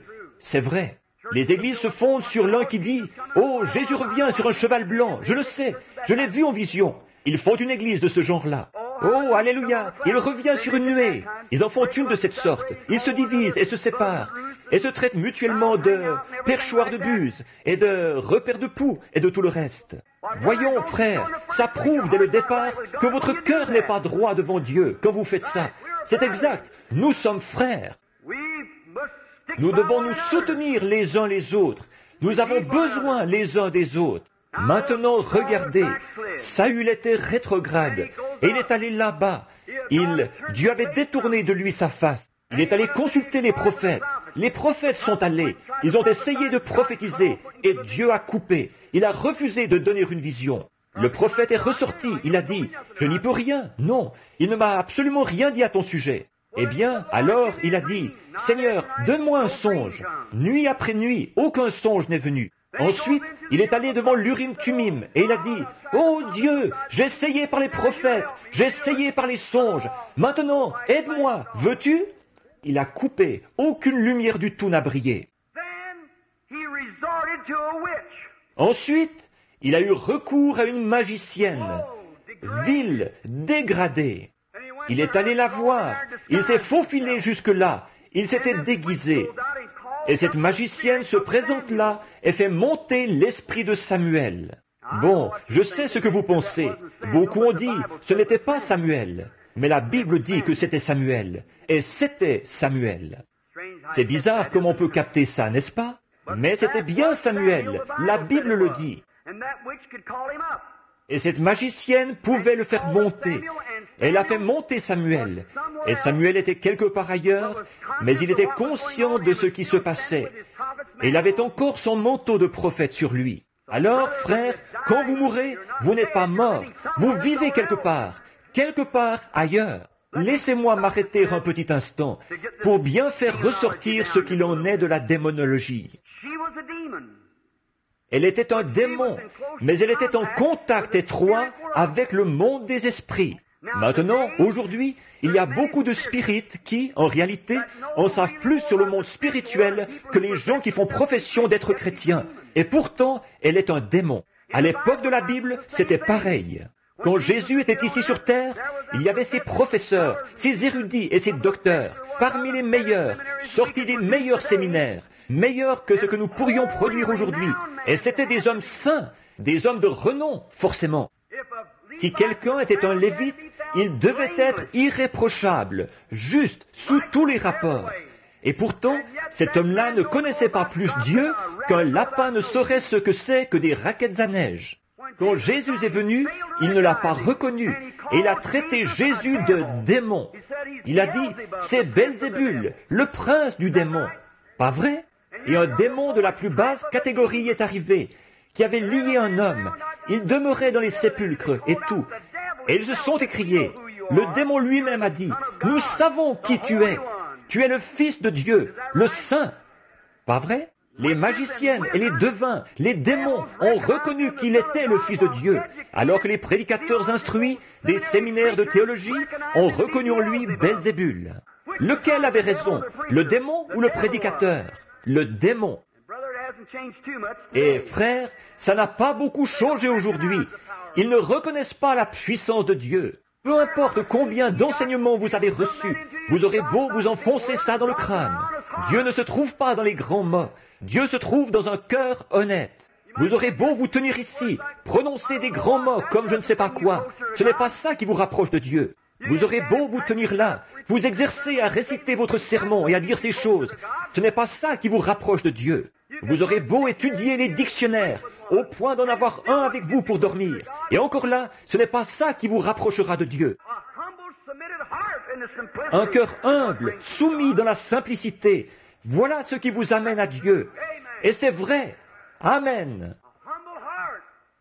Un cœur humble, voilà ce que Dieu aime. Or, peu importe que vous ne sachiez pas votre alphabet, ça n'y change rien, ça. Seulement un cœur humble. Dieu habite dans un cœur humble, pas dans l'instruction, pas dans les écoles, pas dans la théologie, les séminaires, pas dans tous ces autres lieux, pas dans les grands mots, ni dans ces lieux de la haute société. Dieu habite dans le cœur humain. Et plus vous pourrez vous abaisser, devenir simple, plus grand vous deviendrez aux yeux de Dieu. Je vais vous apporter quelque chose. Je vois que vos champs sont pleins de blé ici. Un épi de blé bien rempli se courbe toujours. Un petit brin se dresse. Il s'agite dans tous les sens, comme s'il savait tout. Il n'a rien dans la tête. C'est pareil pour beaucoup de ces gars qui pensent qu'ils en ont beaucoup dans la tête, alors qu'ils n'ont rien dans le cœur. Ou une tête sainte va se courber devant la puissance, reconnaître que Jésus-Christ est le Fils de Dieu, et croire à ses œuvres. Et il est le même hier. Oh, ils le reconnaissent, bien sûr, du point de vue historique. Mais il ne s'agit pas de quelque chose d'historique. Les gens se lèvent et disent « Oh, je crois à la Pentecôte », quand ils ont eu cette grande effusion et ces choses-là. Et ils vous peignent un feu. Un homme gelé ne peut pas se réchauffer à un feu peint. Un feu peint ne réchauffe pas. Ça, c'est ce qu'ils ont été. Qu'en est-il aujourd'hui? S'il est le même hier, aujourd'hui et éternellement. Ça, c'est un feu peint. Un homme qui meurt de froid et qui dit « Regardez ce grand feu qu'ils ont eu. » Voyons, ça ne va pas vous réchauffer, ça. Ce qu'ils ont fait à la Pentecôte, ce qu'ils avaient au début du Testament, nous l'avons aujourd'hui. Et dès que Dieu aura remis tout ça d'aplomb et que l'Église aura été rassemblée dans l'unité, l'enlèvement aura lieu. Mais nous n'arrivons même pas à avoir la foi pour la guérison divine, encore moins pour l'enlèvement, parce que nous sommes tous dans la confusion, un comme ceci, l'autre comme cela. Le docteur Untel a dit que c'était ceci. Eh bien, mon prédicateur a dit qu'il était ceci. Il y a quelque temps, une femme disait « Il n'est qu'un imposteur ». Elle disait « Mon prêtre me l'a dit ». J'aimerais bien que son prêtre se présente ici une fois. On verrait qui est l'imposteur. Oui, on verra qui est l'imposteur. Venez donc essayer. Il n'y a pas longtemps, ici, à Arlington, au Texas, nous faisions une réunion là-bas. Ils avaient placé des grandes affiches un peu partout sur les voitures ce soir-là. Quand je suis arrivé là, ils disaient que le FBI était là pour me dénoncer, montrer que j'étais un imposteur. Alors, une jeune fille avait été guérie quelque part au Texas, là-bas. Elle, c'était complètement au nord, et je pense, environ 1000 milles, complètement au nord, près de Panhandle. Et ici, on était complètement au sud, à Arlington, à la frontière. Frère Baxter est venu me dire, « Frère Branham, il a dit, vous n'avez jamais vu un micmac pareil là-bas. Il y a environ 4 ou 5 000 personnes. » Et il a dit, et puis, tout autour, il y a le FBI qui a l'intention de vous prendre en défaut sur l'estrade ce soir et de vous dénoncer. J'ai dit, eh bien, je suis vraiment content de ça. Il a dit, vous vous souvenez de la jeune fille qui a été guérie l'autre soir? Je retournais à ma chambre. J'ai entendu quelqu'un qui pleurait, et je regardais autour de moi. J'ai pensé que c'était peut-être quelqu'un qui avait été attaqué. C'était une jeune fille. J'ai regardé derrière moi, j'ai dit, je suis revenu sur mes pas, j'ai dit, qu'est-ce qu'il y a, madame? Et c'était 2 jeunes filles, qui avaient toutes les deux environ 17, 18 ans. Elles étaient là, dans les bras l'une de l'autre, elles pleuraient. Elle a dit, frère Branham, c'est là que j'ai vu qu'elle me connaissait. Elle a dit, je lui ai fait faire tout le voyage jusqu'ici. Elle a dit, elle doit aller à l'hôpital psychiatrique. La jeune fille avait été à ma réunion là-bas, à Lubbock, au Texas. Et elle a dit, je savais que si j'arrivais à l'emmener jusqu'ici, et que vous priez pour elle, je crois que Dieu la guérirait. Eh bien, j'ai pensé, quelle foi! Et j'ai dit, bon, eh bien, sœur, est-ce que vous pouvez... Et au même moment, j'ai dit, vous êtes venue jusqu'ici dans un roadster jaune, n'est-ce pas? Elle a dit, oui. Et j'ai dit, votre mère est invalide. Elle a dit, c'est exact. J'ai dit, vous êtes membre de l'église méthodiste. Elle a dit, c'est exactement la vérité. Et j'ai dit, quand vous étiez en route pour venir, votre voiture a presque capoté. Vous et cette jeune fille, vous riez au moment où vous êtes passé quelque part où c'était moitié en béton et moitié en asphalte. Et vous preniez un virage. Elle a dit, frère Branham, c'est la vérité. J'ai dit, et ainsi dit le Seigneur, la jeune fille est guérie. Le lendemain, elle était en feu. Elle le disait à tout le monde en ville. Elle en parlait partout. Évidemment, là-bas, ils ne la connaissaient pas. Ils ne savaient pas si elle avait déjà été dans cet état-là ou pas. Et alors, ce jour-là, frère Baxter m'a dit, frère Branham, il a dit, ces jeunes filles sont là-bas, en train de faire leur bagage. Et il y a une chose qu'ils ne savaient pas, que moi je savais. Notre situation financière était au plus bas. Je ne permettais jamais qu'il en parle. Mais une de ces jeunes filles avait mis $900 dans l'offrande le soir d'avant, ce qui avait rétabli notre situation financière. Or, il ne le savait pas. Jusqu'à aujourd'hui, il ne le sait pas. Mais moi, je le savais. Vous voyez, Dieu m'avait dit que tout irait bien. Et frère Baxter disait, frère Branham, il disait, vous devriez me laisser faire un peu de sollicitation.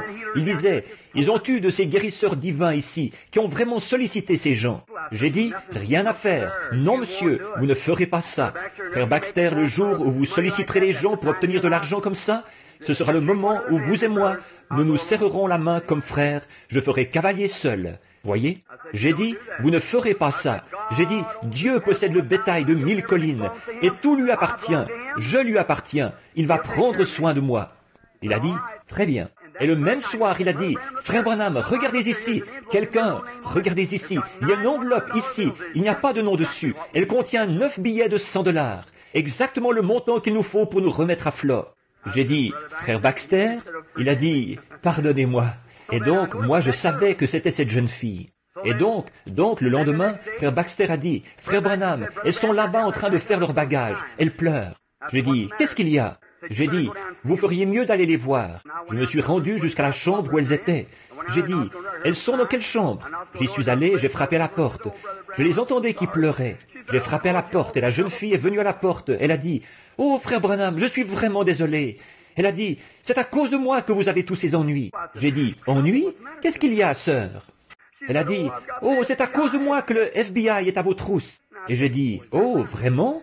Elle a dit, oui. Elle a dit, j'ai dû témoigner trop fort en ville aujourd'hui et tout. J'ai dit, non. Elle a dit, frère Branham, le FBI est là-bas, il est là. Ils ont l'intention de vous dénoncer ce soir. J'ai dit, eh bien, si je fais quelque chose de mal, il faut qu'on me dénonce. Voyez? J'ai dit, bien sûr, s'il faut dénoncer la prédication de l'Évangile, eh bien, faisons-le.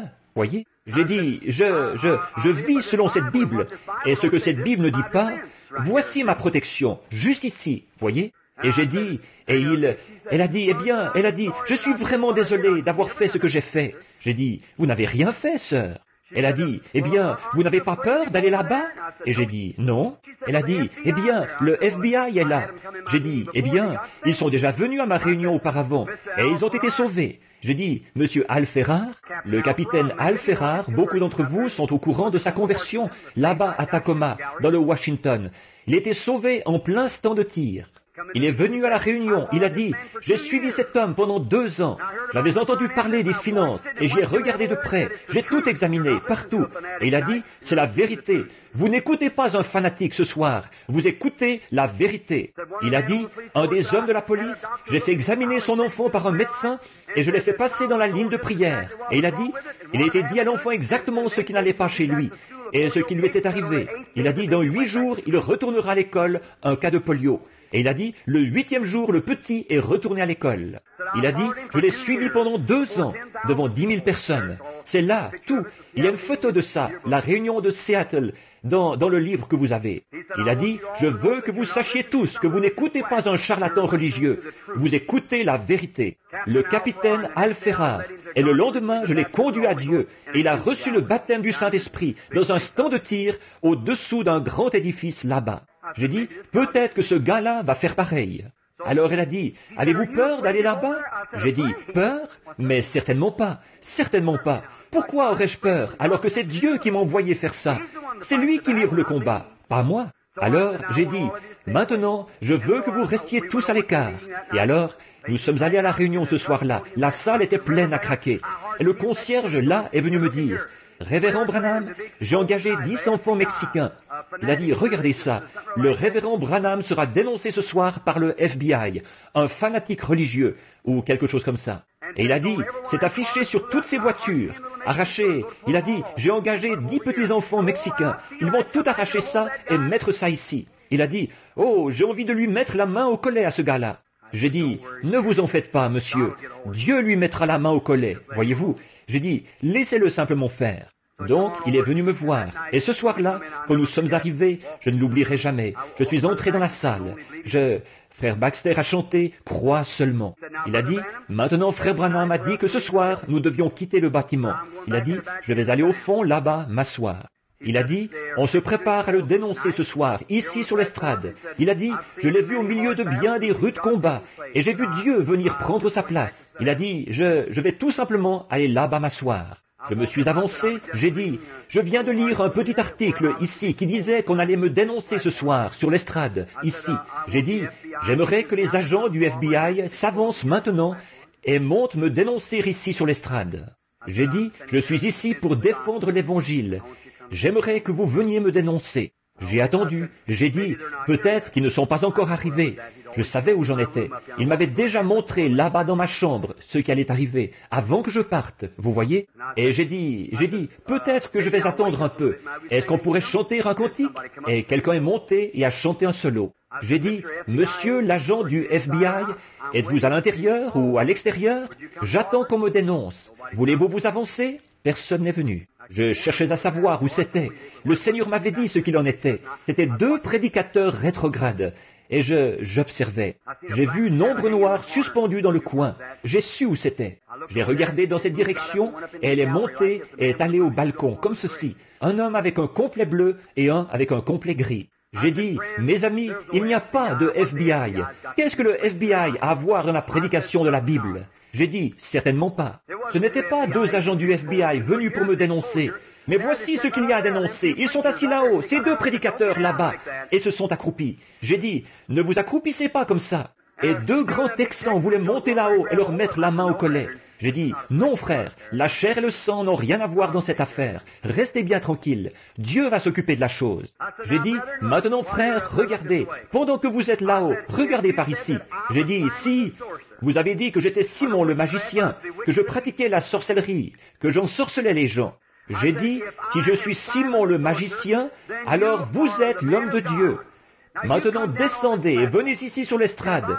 Et si je suis Simon le magicien, que Dieu me foudroie. Et si je suis le prophète de Dieu, venez ici, et que Dieu vous foudroie. Maintenant, nous allons voir lequel est le vrai et lequel est le faux. Maintenant, venez donc ici. Nous allons chanter un cantique. Ils sont sortis du bâtiment et on ne les a jamais revus. Voyez, j'ai dit, venez donc. Si je suis Simon le magicien, que Dieu me foudroie. Et si je suis le prophète de Dieu, alors Dieu vous foudroiera. Quand vous viendrez sur cette estrade. Si je suis dans le vrai, devant Dieu, Dieu vous fera mourir sur cette estrade. Ils s'en sont bien gardés, c'est exact. Ils s'en sont bien gardés. Ils avaient entendu parler de ce qui s'était passé à d'autres endroits. C'est exact. Alors n'allez jamais penser que Dieu n'est plus Dieu. Il répond. Donc, cette magicienne d'Endor, elle a fait monter l'esprit de Samuel. Et Saül a parlé à Samuel. Bon, vous allez peut-être vous demander comment cela a pu se faire. Cela ne peut pas se faire aujourd'hui. Non, monsieur. En effet, le sang des taureaux et des boucs, c'était seulement en attendant le moment de l'accomplissement. À cette époque-là, quand un homme mourait, et les prédicateurs, appuyez-moi si vous pensez que c'est exact. Quand un homme mourait, il mourait sous l'expiation d'un animal, et son âme allait au paradis. Et c'est là qu'il restait jusqu'au jour de la rédemption. Et son âme se trouvait là. Je vais vous brosser un petit tableau ici. Combien ont lu mon article, ou l'article qu'ils ont écrit à mon sujet dans le Reader's Digest, là, peut-être le numéro d'octobre ou de novembre. Très bien. Avez-vous remarqué comment ça s'est passé? Avez-vous remarqué, environ 2 ou 3 semaines avant, il y a eu ce grand médium réputé, celle qu'on met à l'épreuve depuis très très longtemps, Madame Pepper. Est-ce que quelqu'un a lu ça? L'article sur Madame Pepper dans le Reader's Digest? C'est bizarre, n'est-ce pas? Comme ces deux esprits. Il me reste combien de temps? Rien qu'un peu. Il est 20. Il va vraiment falloir que je me dépêche. Je sais que vous avez... Regardez, excusez-moi une minute. Vous savez, il y a le faux. Il y a un vrai et un faux dans tout. Si je vous donne $1 et que je dis, est-ce que ce dollar est bon? Vous le regarderiez. Il faudrait qu'il ressemble pas mal à un vrai dollar. Sinon, vous ne le croiriez pas, pas vrai? Alors il faudra vraiment que ce soit une bonne imitation. Et si Jésus a dit que les deux esprits dans les derniers jours seraient tellement proches que cela séduirait même les élus si c'était possible, les gens religieux. Maintenant, souvenez-vous, or, il n'y a rien là-bas, dans ces vieilles églises froides, formalistes. Au dehors, tout ce qu'ils ont, c'est l'apparence de la piété. Vous voyez? Mais ces deux esprits, les vrais esprits, allaient être tellement proches que cela séduirait même les élus, comme ils œuvreraient côte à côte dans les derniers jours. Est-ce que Jésus l'a dit? Il l'a dit. Maintenant, regardez bien, mes amis. Je vais vous brosser un petit tableau. Je voudrais que vous regardiez ici un petit instant. Et accordez-moi toute votre attention, parce que je vais vous apporter une parabole. Et à ce moment-là, vous verrez ce qu'il en est. Maintenant, dans le Reader's Digest, il était écrit là. J'étais là-bas, avec 2700 personnes qui attendaient qu'on prie pour elles. Là-bas. Lisez l'article. Et un homme est venu du Canada. Il avait un petit garçon qui était allé chez les Mayo et chez John Hopkins, à cause d'une maladie cérébrale grave. Ses petites mains étaient recroquevillées comme ceci, et ses jambes recroquevillées sous lui. Et ils avaient dit, il n'y a même pas d'opération, ni rien qu'on puisse faire. Alors, il l'a ramené au Canada. Il a dit, je ne m'avoue pas encore vaincu. Procurez-vous le numéro de novembre du Reader's Digest, et ça s'appelle le miracle de Donnie Morton. Et alors, il était dit que, dans cet article, que cet homme a dit, je ne m'avoue pas encore vaincu, parce que je connais quelqu'un qui guérit par la foi du nom de William Branham, grâce à qui 2 de mes amis qui étaient sourds et muets parlent et entendent. Ils ont téléphoné pour essayer de voir où j'étais, si j'étais encore quelque part en Amérique, et j'étais à Costa Mesa, en Californie. Et cet article-là, quand vous le lirez, préparez-vous à pleurer. Ça va vraiment vous briser le cœur. Comment il a traversé des rafales de neige et tout le reste avec ce petit. Il disait, attention, Denis. Il disait, allons, nous ne sommes pas vaincus. Et le petit garçon, c'était tout juste s'il arrivait à sourire, tellement il était affligé. Il disait, nous ne sommes pas vaincus. Nous allons demander à Dieu. Nous allons nous adresser au prophète de Dieu et lui demander. Et donc, ils ont affronté la neige. Et ils sont finalement arrivés là-bas. Et la mère devait venir avec eux. Mais comme ils n'avaient pas assez d'argent pour se rendre en avion, ils ont renvoyé la mère. Et le garçon et son papa ont été obligés de venir en autocar. Et là, ils ont fait tout le trajet de Winnipeg, au Canada, jusqu'à Costa Mesa, en Californie. Et ils sont arrivés là-bas, fauchés, et le père raconte comment il devait changer les couches du petit, un petit garçon d'environ 7 ou 8 ans, complètement impotent. et comment il n'arrivait pas à manger ni rien. Et il disait que son petit garçon pouvait seulement l'entendre parler. Et il pouvait voir par son regard qu'il essayait de sourire, vous savez. Et il savait qu'il lui décrivait différentes choses qu'il voyait en Amérique. Et quand ils sont arrivés là-bas, en Californie, ils ont raconté au service d'aide aux voyageurs ce qu'il était venu voir. Il a dit, venu voir un divin quoi? Avec un gros point d'interrogation. Évidemment, vous vous imaginez un peu ce que l'Amérique en a dit, vous voyez, voyez-vous. Ça, c'est nous, voyez-vous. Nous, on est tellement intelligents. On sait tout, vous savez, et on n'a pas besoin de nous dire quoi que ce soit. Pour nous, c'est déjà tout classé, voyez. Et alors, donc, un divin quoi? Vous avez fait tout le trajet depuis Winnipeg au Canada? Voyons, il trouvait ça affreux. Enfin, le journal a préparé une voiture pour l'envoyer là-bas. Et il a dit que quand ils sont arrivés à l'endroit où se formait la ligne, il a dit que 2700 personnes attendaient qu'on prie pour elle. Mais il a dit, quand ils ont vu ce garçon tout petit, difforme, et ce pauvre père avec son bonnet sur la tête, son manteau en lambeaux, il a dit, tout le monde s'est écarté et lui a cédé sa place. Quand il est arrivé sur l'estrade, c'est contraire au règlement de faire un transfert de carte de prière. La personne doit venir à la réunion et se procurer sa propre carte. Si jamais on découvre que vous êtes dans la ligne et qu'il y a eu transfert de carte de prière avec quelqu'un d'autre, la carte de prière est annulée. Voyez ? En effet, vous devez venir entendre les directives et savoir comment recevoir cela. C'est à vous d'y voir. Vous ne pouvez pas venir la chercher pour quelqu'un d'autre. Vous devez venir la chercher vous-même pour que vous entendiez. Quelques personnages importants qui diraient « Si, eh bien, je ne crois pas beaucoup à ça, mais peut-être que s'il me guérissait, je... » Vous voyez. Et alors, avec ça, on a des histoires sur l'estrade. Alors, ils éliminent tout simplement la chose avant d'en arriver là. Alors, quand le garçon s'est avancé, ou que le père s'est avancé pour venir sur l'estrade avant les autres, Billy lui a demandé sa carte de prière. Il n'en avait pas. Il a dit « Dans ce cas, je suis désolé, monsieur. » Il a dit « Vous devrez attendre. » Il a dit « Très bien. » Il a dit « J'attendrai. » Il a dit « Je vais simplement passer à mon tour comme les autres dans ce cas. » Il a dit « Je ne savais pas que je devais faire ceci. » Et alors, je parlais à quelqu'un et je me suis trouvé entendre. J'ai vu le père qui repartait et j'ai dit « Qu'est-ce qu'il y avait ?» Il a dit « Il n'avait pas de carte de prière. » Et quelque chose m'a dit « Ramène-le. » Alors j'ai dit « Amène-le ici. » Le père s'est avancé, les larmes coulaient sur son visage. Il avait besoin d'un rasage. Et il s'est approché, et voici ce que le Reader's Digest disait. Voyez, je n'ai posé aucune question, mais j'ai regardé le petit bien en face. Et j'ai dit au petit d'où il venait, qu'il était allé à la clinique Mayo, et tout ce qui n'allait pas chez lui, combien il avait été malade et tout. Et alors, le père s'est mis à pleurer, et il allait repartir. Ça disait, comme il allait descendre de l'estrade, il s'est retourné, et il a dit, « C'est exact, monsieur. » Il a dit, « Mais est-ce que mon petit pourra jamais en réchapper ?» J'ai dit, « Ça, je ne sais pas. » J'ai dit, « Un petit instant. » Une vision est apparue devant mes yeux. J'ai dit, « Vous ne voudrez pas le croire, vu que tous les deux, Mayo et Hopkins, ils ont dit que cette opération ne pouvait pas être pratiquée au cerveau. Mais je vais vous dire quoi faire. Vous, demain, repartez tout simplement avec le petit. D'ici 3 jours, vous rencontrerez dans la rue une femme aux cheveux noirs. Et cette femme va vous demander ce qui ne va pas chez le petit. Ensuite, elle va vous parler d'un petit médecin de campagne, ici, qui peut pratiquer cette opération. Et vous ne voudrez pas le croire, vu que Mayo l'avait refusé et avait dit que ce n'était pas faisable. Mais c'est la seule possibilité qu'il y a pour votre petit, par la puissance de Dieu, la miséricorde de Dieu et cette opération. Maintenant, si vous croyez que je suis son prophète, allez, faites ce que je vous dis, comme d'appliquer les figues sur Ézéchias et ainsi de suite. Il a dit, il s'est retourné et il a dit, merci. Il est descendu de l'estrade. 2 jours ou plus avaient passé.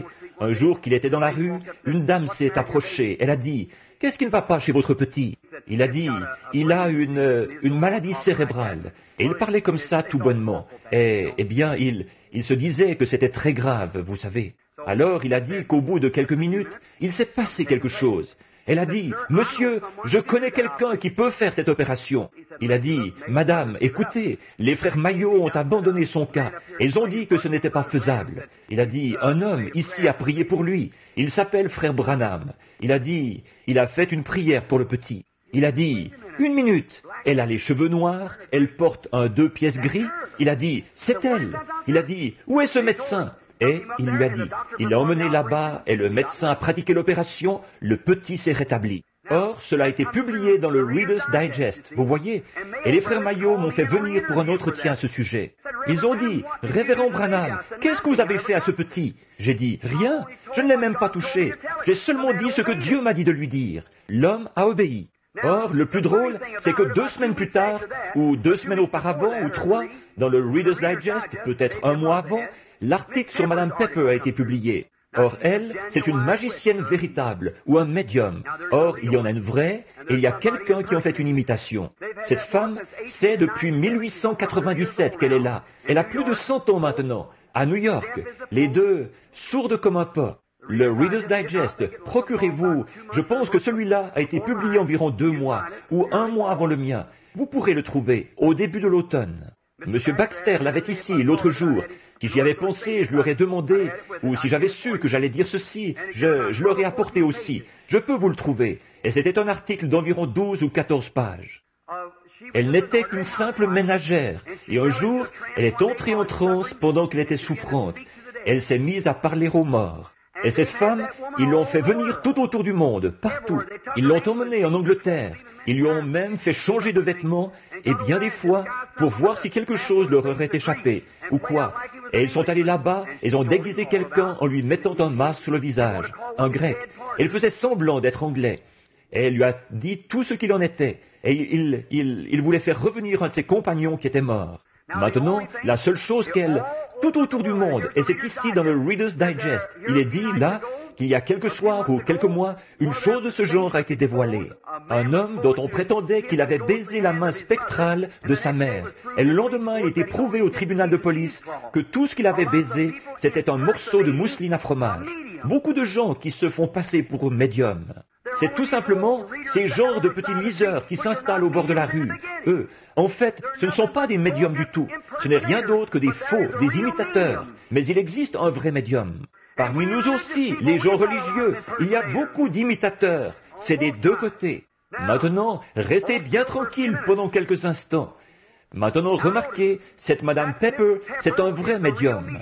Et le magazine disait, voici une chose qu'on peut affirmer avec certitude, c'est que lorsqu'un homme meurt, il n'est pas mort, il est vivant quelque part, puisque cette femme fait revenir son esprit et elle parle à ces gens. Alors, qu'est-ce qu'elle fait, frère Branham? Y croyez-vous? Oui, monsieur. La Bible dit, c'est pour cette raison que j'y crois. Et elle est du diable. Le spiritisme, c'est une ruse du diable. Maintenant, remarquez, maintenant, observez-les, tous les deux. Après ça, vous auriez dû voir le tas de lettres qui me sont arrivées de partout, quand mon article a suivi le sien. C'est bizarre, n'est-ce pas, que juste avant la fin du temps, Dieu ait parlé de ces choses. Et le Reader's Digest est publié dans toutes les langues sous le ciel. Voyez? Remarquez, c'est bizarre, n'est-ce pas, qu'ils aient paru l'un après l'autre. Alors les lettres sont arrivées, ça disait, « Frère Branham, c'est la preuve que vous n'êtes qu'un médium. » Il disait, « C'est la preuve. Regardez, vous avez dit à cette femme où elle allait retrouver. Regardez celle-ci, cette femme. » J'ai dit, « Attendez un instant. » J'ai rédigé une lettre officielle, excusez-moi, que j'ai envoyée aux gens. J'ai dit, « Comme vous en connaissez peu, vous les prédicateurs. » J'ai dit, au lieu de baptiser votre corps, c'est votre cerveau qui aurait besoin d'être baptisé. C'est exact. Vous ne vous arrêtez pas pour réfléchir aux choses. Vous n'essayez pas d'y regarder de près. C'est comme ça qu'ils ont fait aux autres époques. Ils voyaient Jésus. Ils savaient qu'il pouvait, qu'ils connaissaient les secrets de leur cœur. Ils savaient ce qu'ils faisaient comme ça. Et ils ont dit, c'est le prince des démons. C'est Belzébul, le meilleur diseur de bonne aventure du monde. Ils ne se sont pas arrêtés pour essayer de comprendre, pour voir qu'il s'agissait là du Fils de Dieu. Ils n'étaient pas assez spirituels pour le savoir. C'est ça, ils passent par-dessus la chose quand ils lisent. Certainement, Jésus devait entrer dans Jérusalem, monter sur un mulet et tout. Mais eux, ils regardaient la seconde venue. Et c'est la même chose aujourd'hui. Ils passent par-dessus la vraie chose. Alléluia! C'est exact. Je sais que Dieu est ici cet après-midi, et je sais que je prends beaucoup de votre temps, mais vous devez voir ceci, mon ami. Au cas où je ne vous reverrai plus jamais, vous devez savoir ce que sont les démons, vous devez savoir ce qui est la vérité et ce qui est l'erreur. Et c'est tellement proche, vous devez faire la distinction. Maintenant, souvenez-vous, ce ne sera pas là-bas, quelque chose de très loin, de ce côté-ci, comme les pharisiens ou quelque chose de très loin, de ce côté-là. C'est ici tout près, à la porte, c'en est très proche. Observez bien. Or, si je prenons ces deux cas. Si je prenais et que je vous donnais ce dollar, bon, si je vous donnais un faux dollar, nous allons utiliser une parabole pour que vous puissiez le voir. La première chose que vous feriez, si vous étiez un homme intelligent, si vous prenez un dollar et que vous le regardez, la première chose, vous allez le tâter et voir de quoi il est fait. Pas vrai? Vous allez voir de quoi il est fait. Vous allez en considérer la valeur. Un vrai dollar n'est pas fait de papier. Il est fait en partie de papier et en partie de soie. Vous voyez? Et la première chose, vous devrez en considérer la valeur. Ça, c'est le premier indice. Et maintenant, considérons-la, elle, de ce côté-ci, et considérons le Seigneur de ce côté-ci, qui a à voir avec nous. Maintenant, regardez, la première chose que vous devez remarquer, regardez bien votre article. De ces 50 et quelques années de pratique, à dire la bonne aventure et à faire monter les esprits des morts, pas une seule fois, elle n'a mentionné Dieu, Christ, la guérison divine, la délivrance, le jugement, ni rien. Tout ce qu'il y a là, c'est de la rigolade et de la folie. Mais de ce côté-ci, c'est constamment Dieu, le jugement, la venue de Jésus, la guérison divine, la puissance de Dieu, la délivrance. Considérez-en la valeur. Vous ne voyez pas les diseurs de bonne aventure et les magiciennes là-bas, en train de prêcher l'évangile. Qu'est-ce qui se passe avec les gens? Oh! Remarquez, et la vraie chose à faire, si vous voulez voir si c'est un vrai dollar ou pas, s'il est à ce point ressemblant, relevez-en les numéros et envoyez-les à la monnaie. Et si là-bas, il y a des numéros qui correspondent à ça, il y a une pièce d'argent d'$1 qui l'attend. Pas vrai? Eh bien, alors, frères, considérez ce qu'elle a fait et examinez-le par rapport à la Bible. Vous verrez que c'est la magicienne d'Andorre. Et si vous considérez ce qu'il y a ici, que vous allez voir ce qu'il en est, ça se trouve dans le livre ici, à la monnaie. Jésus-Christ, le même hier, aujourd'hui et éternellement. Certainement la même œuvre qu'il avait faite. Il n'est pas allé s'occuper de sottises et d'absurdités avec les gens. C'était pour faire du bien, pour aider quelqu'un, pour les conduire à Dieu. Amen. Je ne dis pas Amen à moi-même, mais Amen veut dire qu'il en soit ainsi. Et j'y crois. Je sais que c'est la vérité. Maintenant, remarquez. Alors, voilà. Maintenant, on va faire vite, là, parce que je ne veux pas vous retenir plus longtemps. Écoutez, présentons un petit tableau, ici, un petit tableau à contempler mentalement. Ici, il y a un ruisseau qui coule ici, qui traverse tout le long de ce côté-ci, qui traverse la vie. Maintenant, regardez bien, c'est un canal. Accordez-moi toute votre attention maintenant, pour ne pas manquer ceci. Tout le long comme ceci. Or, c'est dans ce petit canal, ici, que demeurent les êtres mortels, vous et moi. Maintenant, là-dedans, voyons ce que c'est. C'est rempli de folie et de tout le reste. Mais de temps à autre, vous y verrez une lumière. Vous voyez des ténèbres et des rues. Ça, c'est de l'amusement et de l'excitation. Les démons qui s'emparent des gens. Oh, ils sont bien habillés. Oh, et cultivés au possible. Des érudits aux manières très raffinées. Mais c'est quand même le diable. Mais il y a des gens qui sont nés de nouveau là-dedans. Or, les gens qui sont dans ce canal reçoivent des influences de deux côtés différents. Maintenant, de ce côté-ci, en allant dans cette direction-ci, il y a une trinité. Et de ce côté-ci, en allant dans cette direction-ci, il y a une trinité. Or, premièrement, de ce côté-ci, il y a les âmes des injustes. Quand un homme meurt, il va dans un lieu où il attend d'être jugé. Jésus est allé prêcher aux âmes qui étaient en prison là-bas. Ensuite, ce sont les démons. Ensuite, c'est le diable et l'enfer. En montant, premièrement, or, ceux qui sont là, ce sont des esprits d'hommes, qui sont morts sans s'être jamais repentis. Ils attendent le jugement. Tout ce qu'ils connaissent, c'est la folie et ce qu'ils ont fait. Maintenant, ici, en haut, ces chrétiens reçoivent l'influence d'en haut. Ceci, c'est en parabole. Ici, en haut, il y a un autre esprit, le Saint-Esprit. L'esprit d'un homme, Jésus-Christ. Le Saint-Esprit influence son Église dans cette dimension des mortels. Le diable, par ses esprits, influence les hommes. Maintenant, regardez. Ensuite, il y a les anges. Ensuite, il y a Dieu. Or, chaque être mortel ici est influencé par l'un de ces mondes. Vous voyez ce que je veux dire? Or, ce que cette femme a fait, c'est qu'elle a pénétré dans cette dimension-là. Elle parle à ces hommes possédés du démon, qui ont été au commencement les esprits des anges déchus, qui ne se sont pas repentis là-bas au commencement. et ils les ont laissés prendre possession de leur être. Et ils attendent le jugement. Et ceux-ci, ici, ils sont influencés et nés de nouveau de l'Esprit de Dieu. Et le diable a ses prophètes et Dieu a les siens. Vous voyez ce que je veux dire? C'est l'influence. Et nous voilà partis. Arrêtez-vous pour faire la distinction. Jésus, quand il était ici sur terre, or aujourd'hui, il ne peut pas pénétrer dans cette dimension-là et faire sortir un juste de cette dimension-là. Il ne pourrait pas le faire, parce que les justes ne sont plus là où ils étaient autrefois, au paradis. Non, monsieur, le paradis a été éliminé quand le sang de Jésus l'a supprimé. Écoutez, oh, si je pouvais m'arrêter à y penser, Jésus, quand il est mort, il est allé prêcher aux âmes qui étaient en prison. Il est mort, pécheur, n'ayant connu aucun péché, mais c'est notre péché qui était sur lui. Et Dieu, à cause de ses péchés, l'a envoyé au séjour des morts. La Bible dit, il est allé prêcher aux âmes. Des gens disent, frère Branham, je ne comprends pas ça. Ils disent, Jésus est ressuscité le 3e jour. Il est mort le vendredi après-midi et il est ressuscité le dimanche matin. Mais il n'est resté mort qu'un jour. Il a dit, dans ce délai, car il n'avait qu'un passage de l'Écriture dans la Bible sur lequel il pouvait s'appuyer. En effet, David, un homme qui a rétrogradé plus tard, mais il a été sauvé, mais un prophète sous l'inspiration de Dieu, il avait dit, je n'abandonnerai pas son âme dans le séjour des morts, et je ne permettrai pas que mon sein voie la corruption. Et il savait qu'au bout de 3 jours et 3 nuits, la corruption s'installerait dans ce corps. Et Dieu avait bien dit au prophète, il ne verra pas la corruption.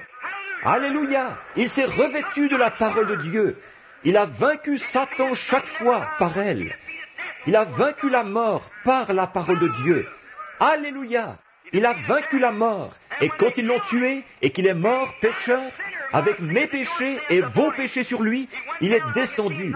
Je peux le voir frapper à la porte là-bas. Et ces âmes perdues sont venues et ont dit, « Mais qui es-tu » Il a dit, « Pourquoi n'avez-vous pas écouté Enoch? Pourquoi n'avez-vous pas écouté ces autres prophètes qui ont prêché? Ils ont été condamnés. Je suis le Fils de Dieu qui, une fois, était vivant. Mon sang a été versé.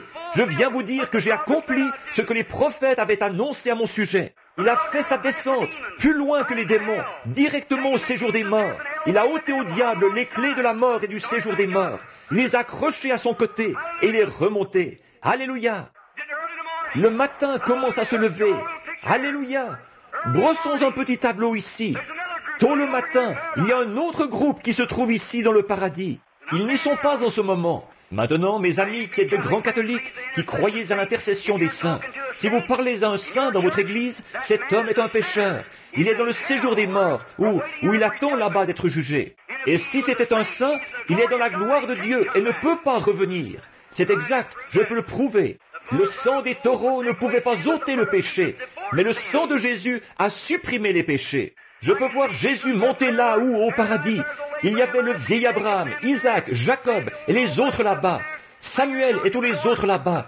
Je peux l'entendre frapper à la porte. Amen. Oh, j'aime ça. Me voilà qui devient bien.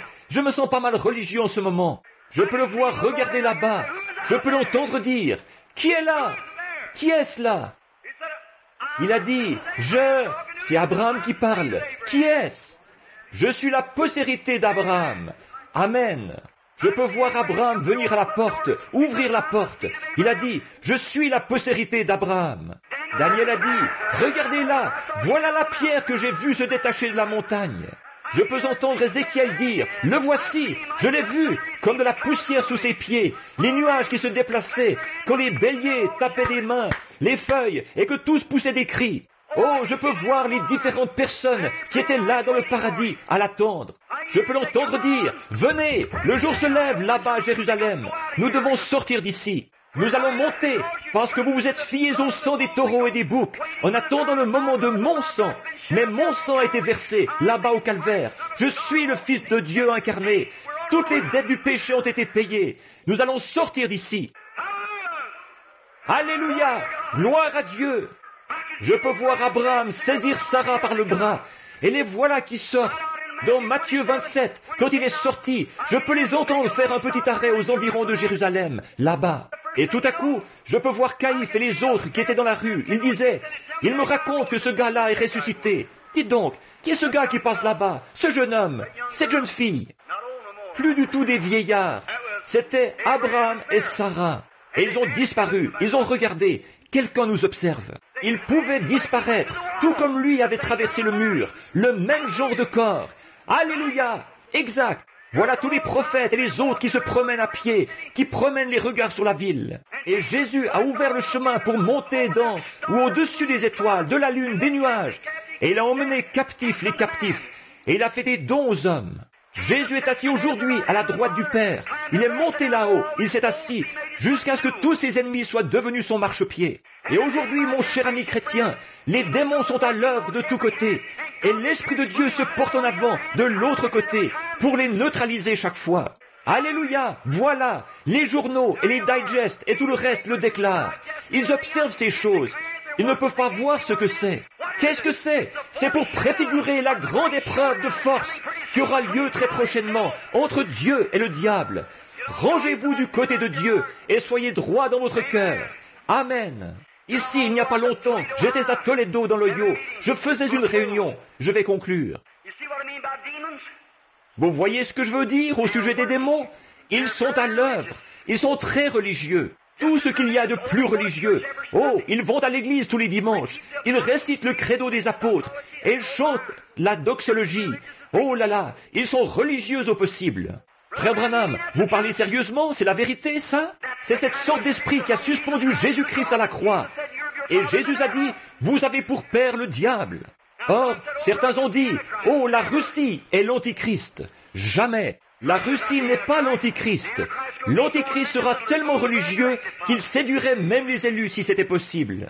Souvenez-vous, Dieu retire son homme, mais jamais son esprit. Le diable retire son homme, mais jamais son esprit. Maintenant, les voilà. Faites comme vous voudrez. Je ne suis responsable que de la vérité. Des démons à l'œuvre.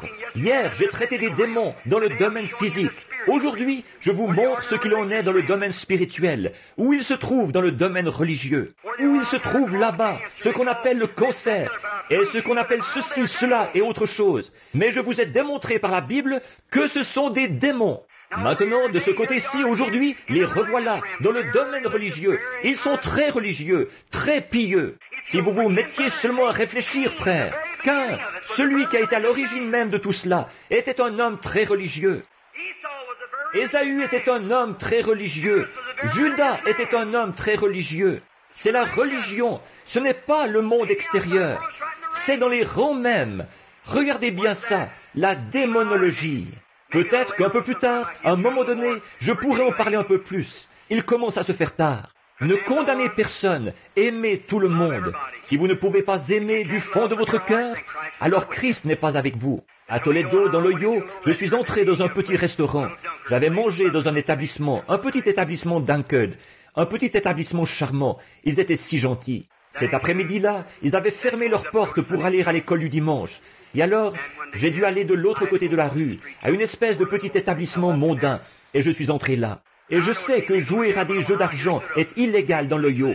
Et voici qu'il y avait là un policier de l'État qui avait son bras autour des épaules d'une jeune fille, sa main qui retombait ici sur sa poitrine, en train de jouer à une machine à sous. La justice de nos États et de notre pays, il n'y en a plus. Déplorable. Je mets ma confiance sur Christ, le rocher solide. Je me tiens. Tout autre sol est du sable mouvant. Il ne reste plus rien d'autre. C'est exact. J'ai regardé au fond et il y avait une ravissante jeune fille, probablement adolescente, de 19, 18, 19 ans. Et ce qu'ils faisaient, ces garçons là-bas, autour de la table, c'était affreux. Je me suis assis là.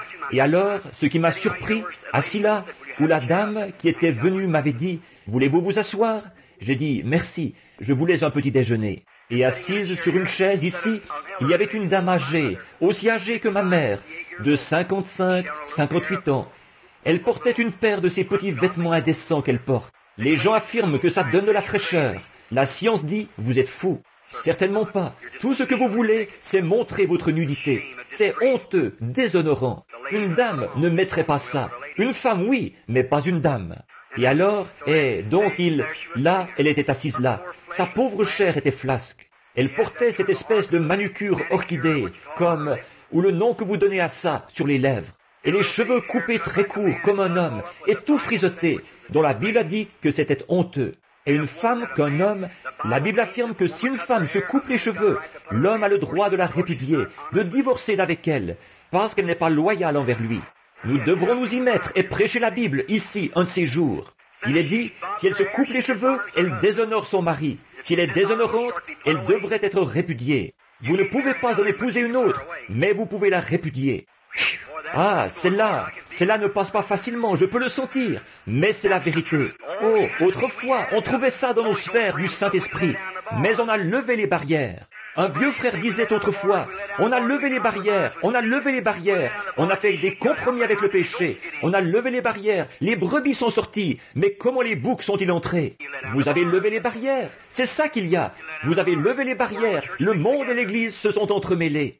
Tout comme les Moabites et Balaam, qui les a fait se marier entre eux, c'est exactement la même chose aujourd'hui. Et l'Église est toute polluée, et l'âge pentecôtiste, c'est l'âge de Laodicée, qui devient tiède et est vomi de la bouche de Dieu. Et Dieu appelle son reste à sortir de tout ce groupe-là. Il l'emporte à la maison. C'est tout à fait exact, tout à fait.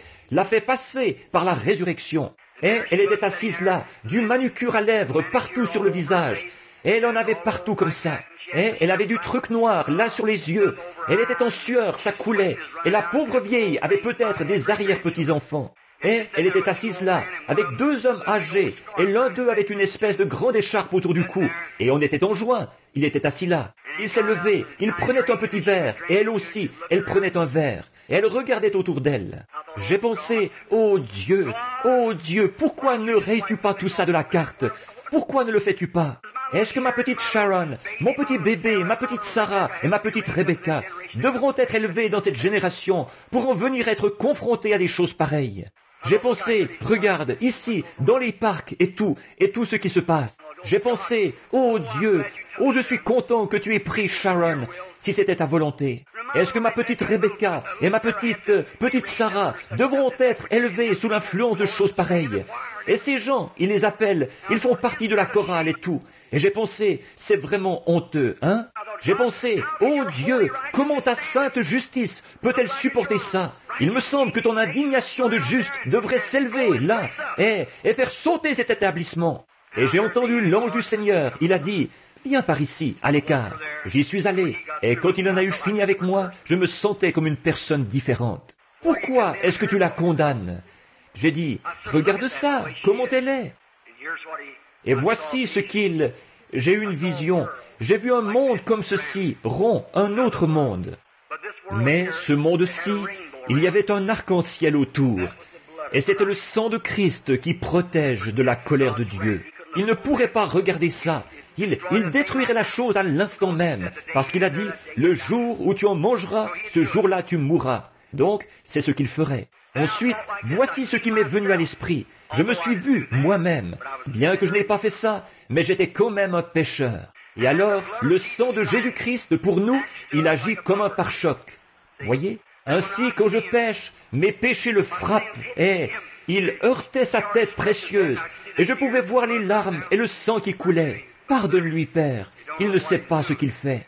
Et je faisais autre chose, et ça frappait là-dessus. Pardonne-lui, Père. S'il ne s'était pas arrêté à lui, j'aurais été détruit. Et si je n'acceptais jamais sa grâce, le jour où mon âme voguera jusque de l'autre côté, je suis déjà jugé, j'ai rejeté, il ne reste plus que le jugement. Jugé, j'ai déjà été jugé. Dieu a dit, le jour où tu en mangeras, ce jour-là tu mourras. Vous êtes jugé en plein là. Le tribunal, c'est ici, cet après-midi. Votre attitude à l'égard de Christ. Alors j'ai pensé, oui, c'est vrai. Et je me suis vu, un jour, me traîner jusqu'à lui. J'ai vu mon vieux livre qui était là, un pécheur, et tout y était inscrit. J'ai vu que c'était à cause de mes péchés. Et j'ai dit, Seigneur, veux-tu me pardonner? Il a mis sa main dans son côté, il a pris du sang, il a écrit sur le dessus, il a dit, pardonnez. Il l'a jeté dans la mer de l'oubli, pour ne plus jamais s'en souvenir. Il était parti pour toujours. Il a dit, je te pardonne, mais toi, tu la condamnes. Ça a changé ma façon de penser. J'ai dit, Seigneur, sois miséricordieux. Après être sorti de la vision, je me suis approché et je me suis assis. J'ai dit, « Bonjour, madame ». Elle a dit, « Oh, bonjour ». Et j'ai dit, « Si vous voulez m'excuser », j'ai dit, « Je suis le révérend Branham, un ministre ». Elle a dit, « Oh, excusez-moi. Excusez-moi, révérend Branham. » J'ai dit, « Madame, je lui ai raconté l'histoire. J'ai dit, j'étais là-bas et je vous condamnais. Je pensais, comme c'est affreux, peut-être que vous avez des enfants. » Elle a dit, « J'en ai. » J'ai dit, « Comment se fait-il que ça a mal tourné ?» Elle s'est mise à me raconter une histoire qui aurait déchiré n'importe quel cœur. J'ai dit, je demandais à Dieu pourquoi il ne balayait pas tout ça de la face de la terre. Ici, vous qui êtes ici avec ces deux hommes ivres, et vous êtes ivres vous-même. Et j'ai dit, un jour, ce sang retient la colère de Dieu de venir sur vous. Vous allez mourir un de ces jours. Et alors vous avez votre libre arbitre maintenant. Vous pouvez rejeter ou recevoir. J'ai dit, mais un jour votre âme ira de l'autre côté, où il n'y aura plus de miséricorde. Et si vous mourrez dans vos péchés, vous êtes déjà jugés, et vous irez en enfer. Savez-vous quoi? Cette femme s'est glissée de sa chaise, là-bas dans ce restaurant. Nous avons eu une réunion de prière comme vous n'en avez jamais entendu de votre vie. Et elle est venue à Christ. Qu'est-ce qu'il y a eu? Ne les condamnez pas. Parlez-leur de l'Évangile. Ils sont possédés du démon. Ce sont des mortels dans cette dimension-ci. Ils reçoivent l'influence de ce côté, ici. Notre influence vient d'en haut. Voyons ce que nous pouvons faire de nos talents afin d'en gagner d'autres à Christ. Notre Père Céleste, je te remercie de ta bonté et de ta miséricorde. Je suis désolé, Seigneur. Peut-être que les gens, je les ai retenus ici tellement longtemps. Mais comme c'est la dernière de ces réunions-ci d'après-midi, je voulais leur en parler, des démons. Et j'en ai trop débité au même endroit, en une seule prédication. Mais peut-être qu'ils pourront trier ça, ici et là, et comprendre ce que j'ai voulu dire. Tu connais les intentions de mon cœur. Pourquoi j'ai apporté ça? Puissent les gens repartir d'ici cet après-midi, les hommes et les femmes se surveiller dans tous leurs faits et gestes, mais vivre heureux et libres. Puissent-ils savoir que Dieu les a sauvés, et puissent-ils regarder à lui, oublier tous les ismes et toutes les choses qui les entourent, et vivre paisiblement et sobrement, et dans la crainte de Dieu. Et puis, ô Dieu, quand tu voudras les utiliser pour quoi que ce soit, tu pourras t'adresser directement à eux, et les envoyer là où tu voudras qu'ils aillent, ou leur faire faire ce que tu voudras. Puissent les gens être humbles et trouver Christ dans leur cœur. Pardonne-nous, Seigneur, nos manquements à chacun de nous. Et nous savons que Satan rôde comme un lion rugissant partout, dévorant qui il veut sous des voiles religieux. Ô Dieu, ces pauvres petits-enfants, regarde-les partout. Ils sont vulnérables et exposés aux gens. Et je te prie, ô Dieu, d'être miséricordieux envers eux et de sauver tous les perdus, de guérir les malades. Et, ô Dieu, nous sommes conscients que ces vieux démons de la maladie qui viennent sur tes enfants, que tu as une expiation qui repose là-bas pour se charger de ça. Et tous les démons qui les inciteraient à pécher, tu as une expiation qui repose là-bas, qui va se charger de ça. Et je te prie de l'accorder au nom de Jésus. Amen. Je me demande s'il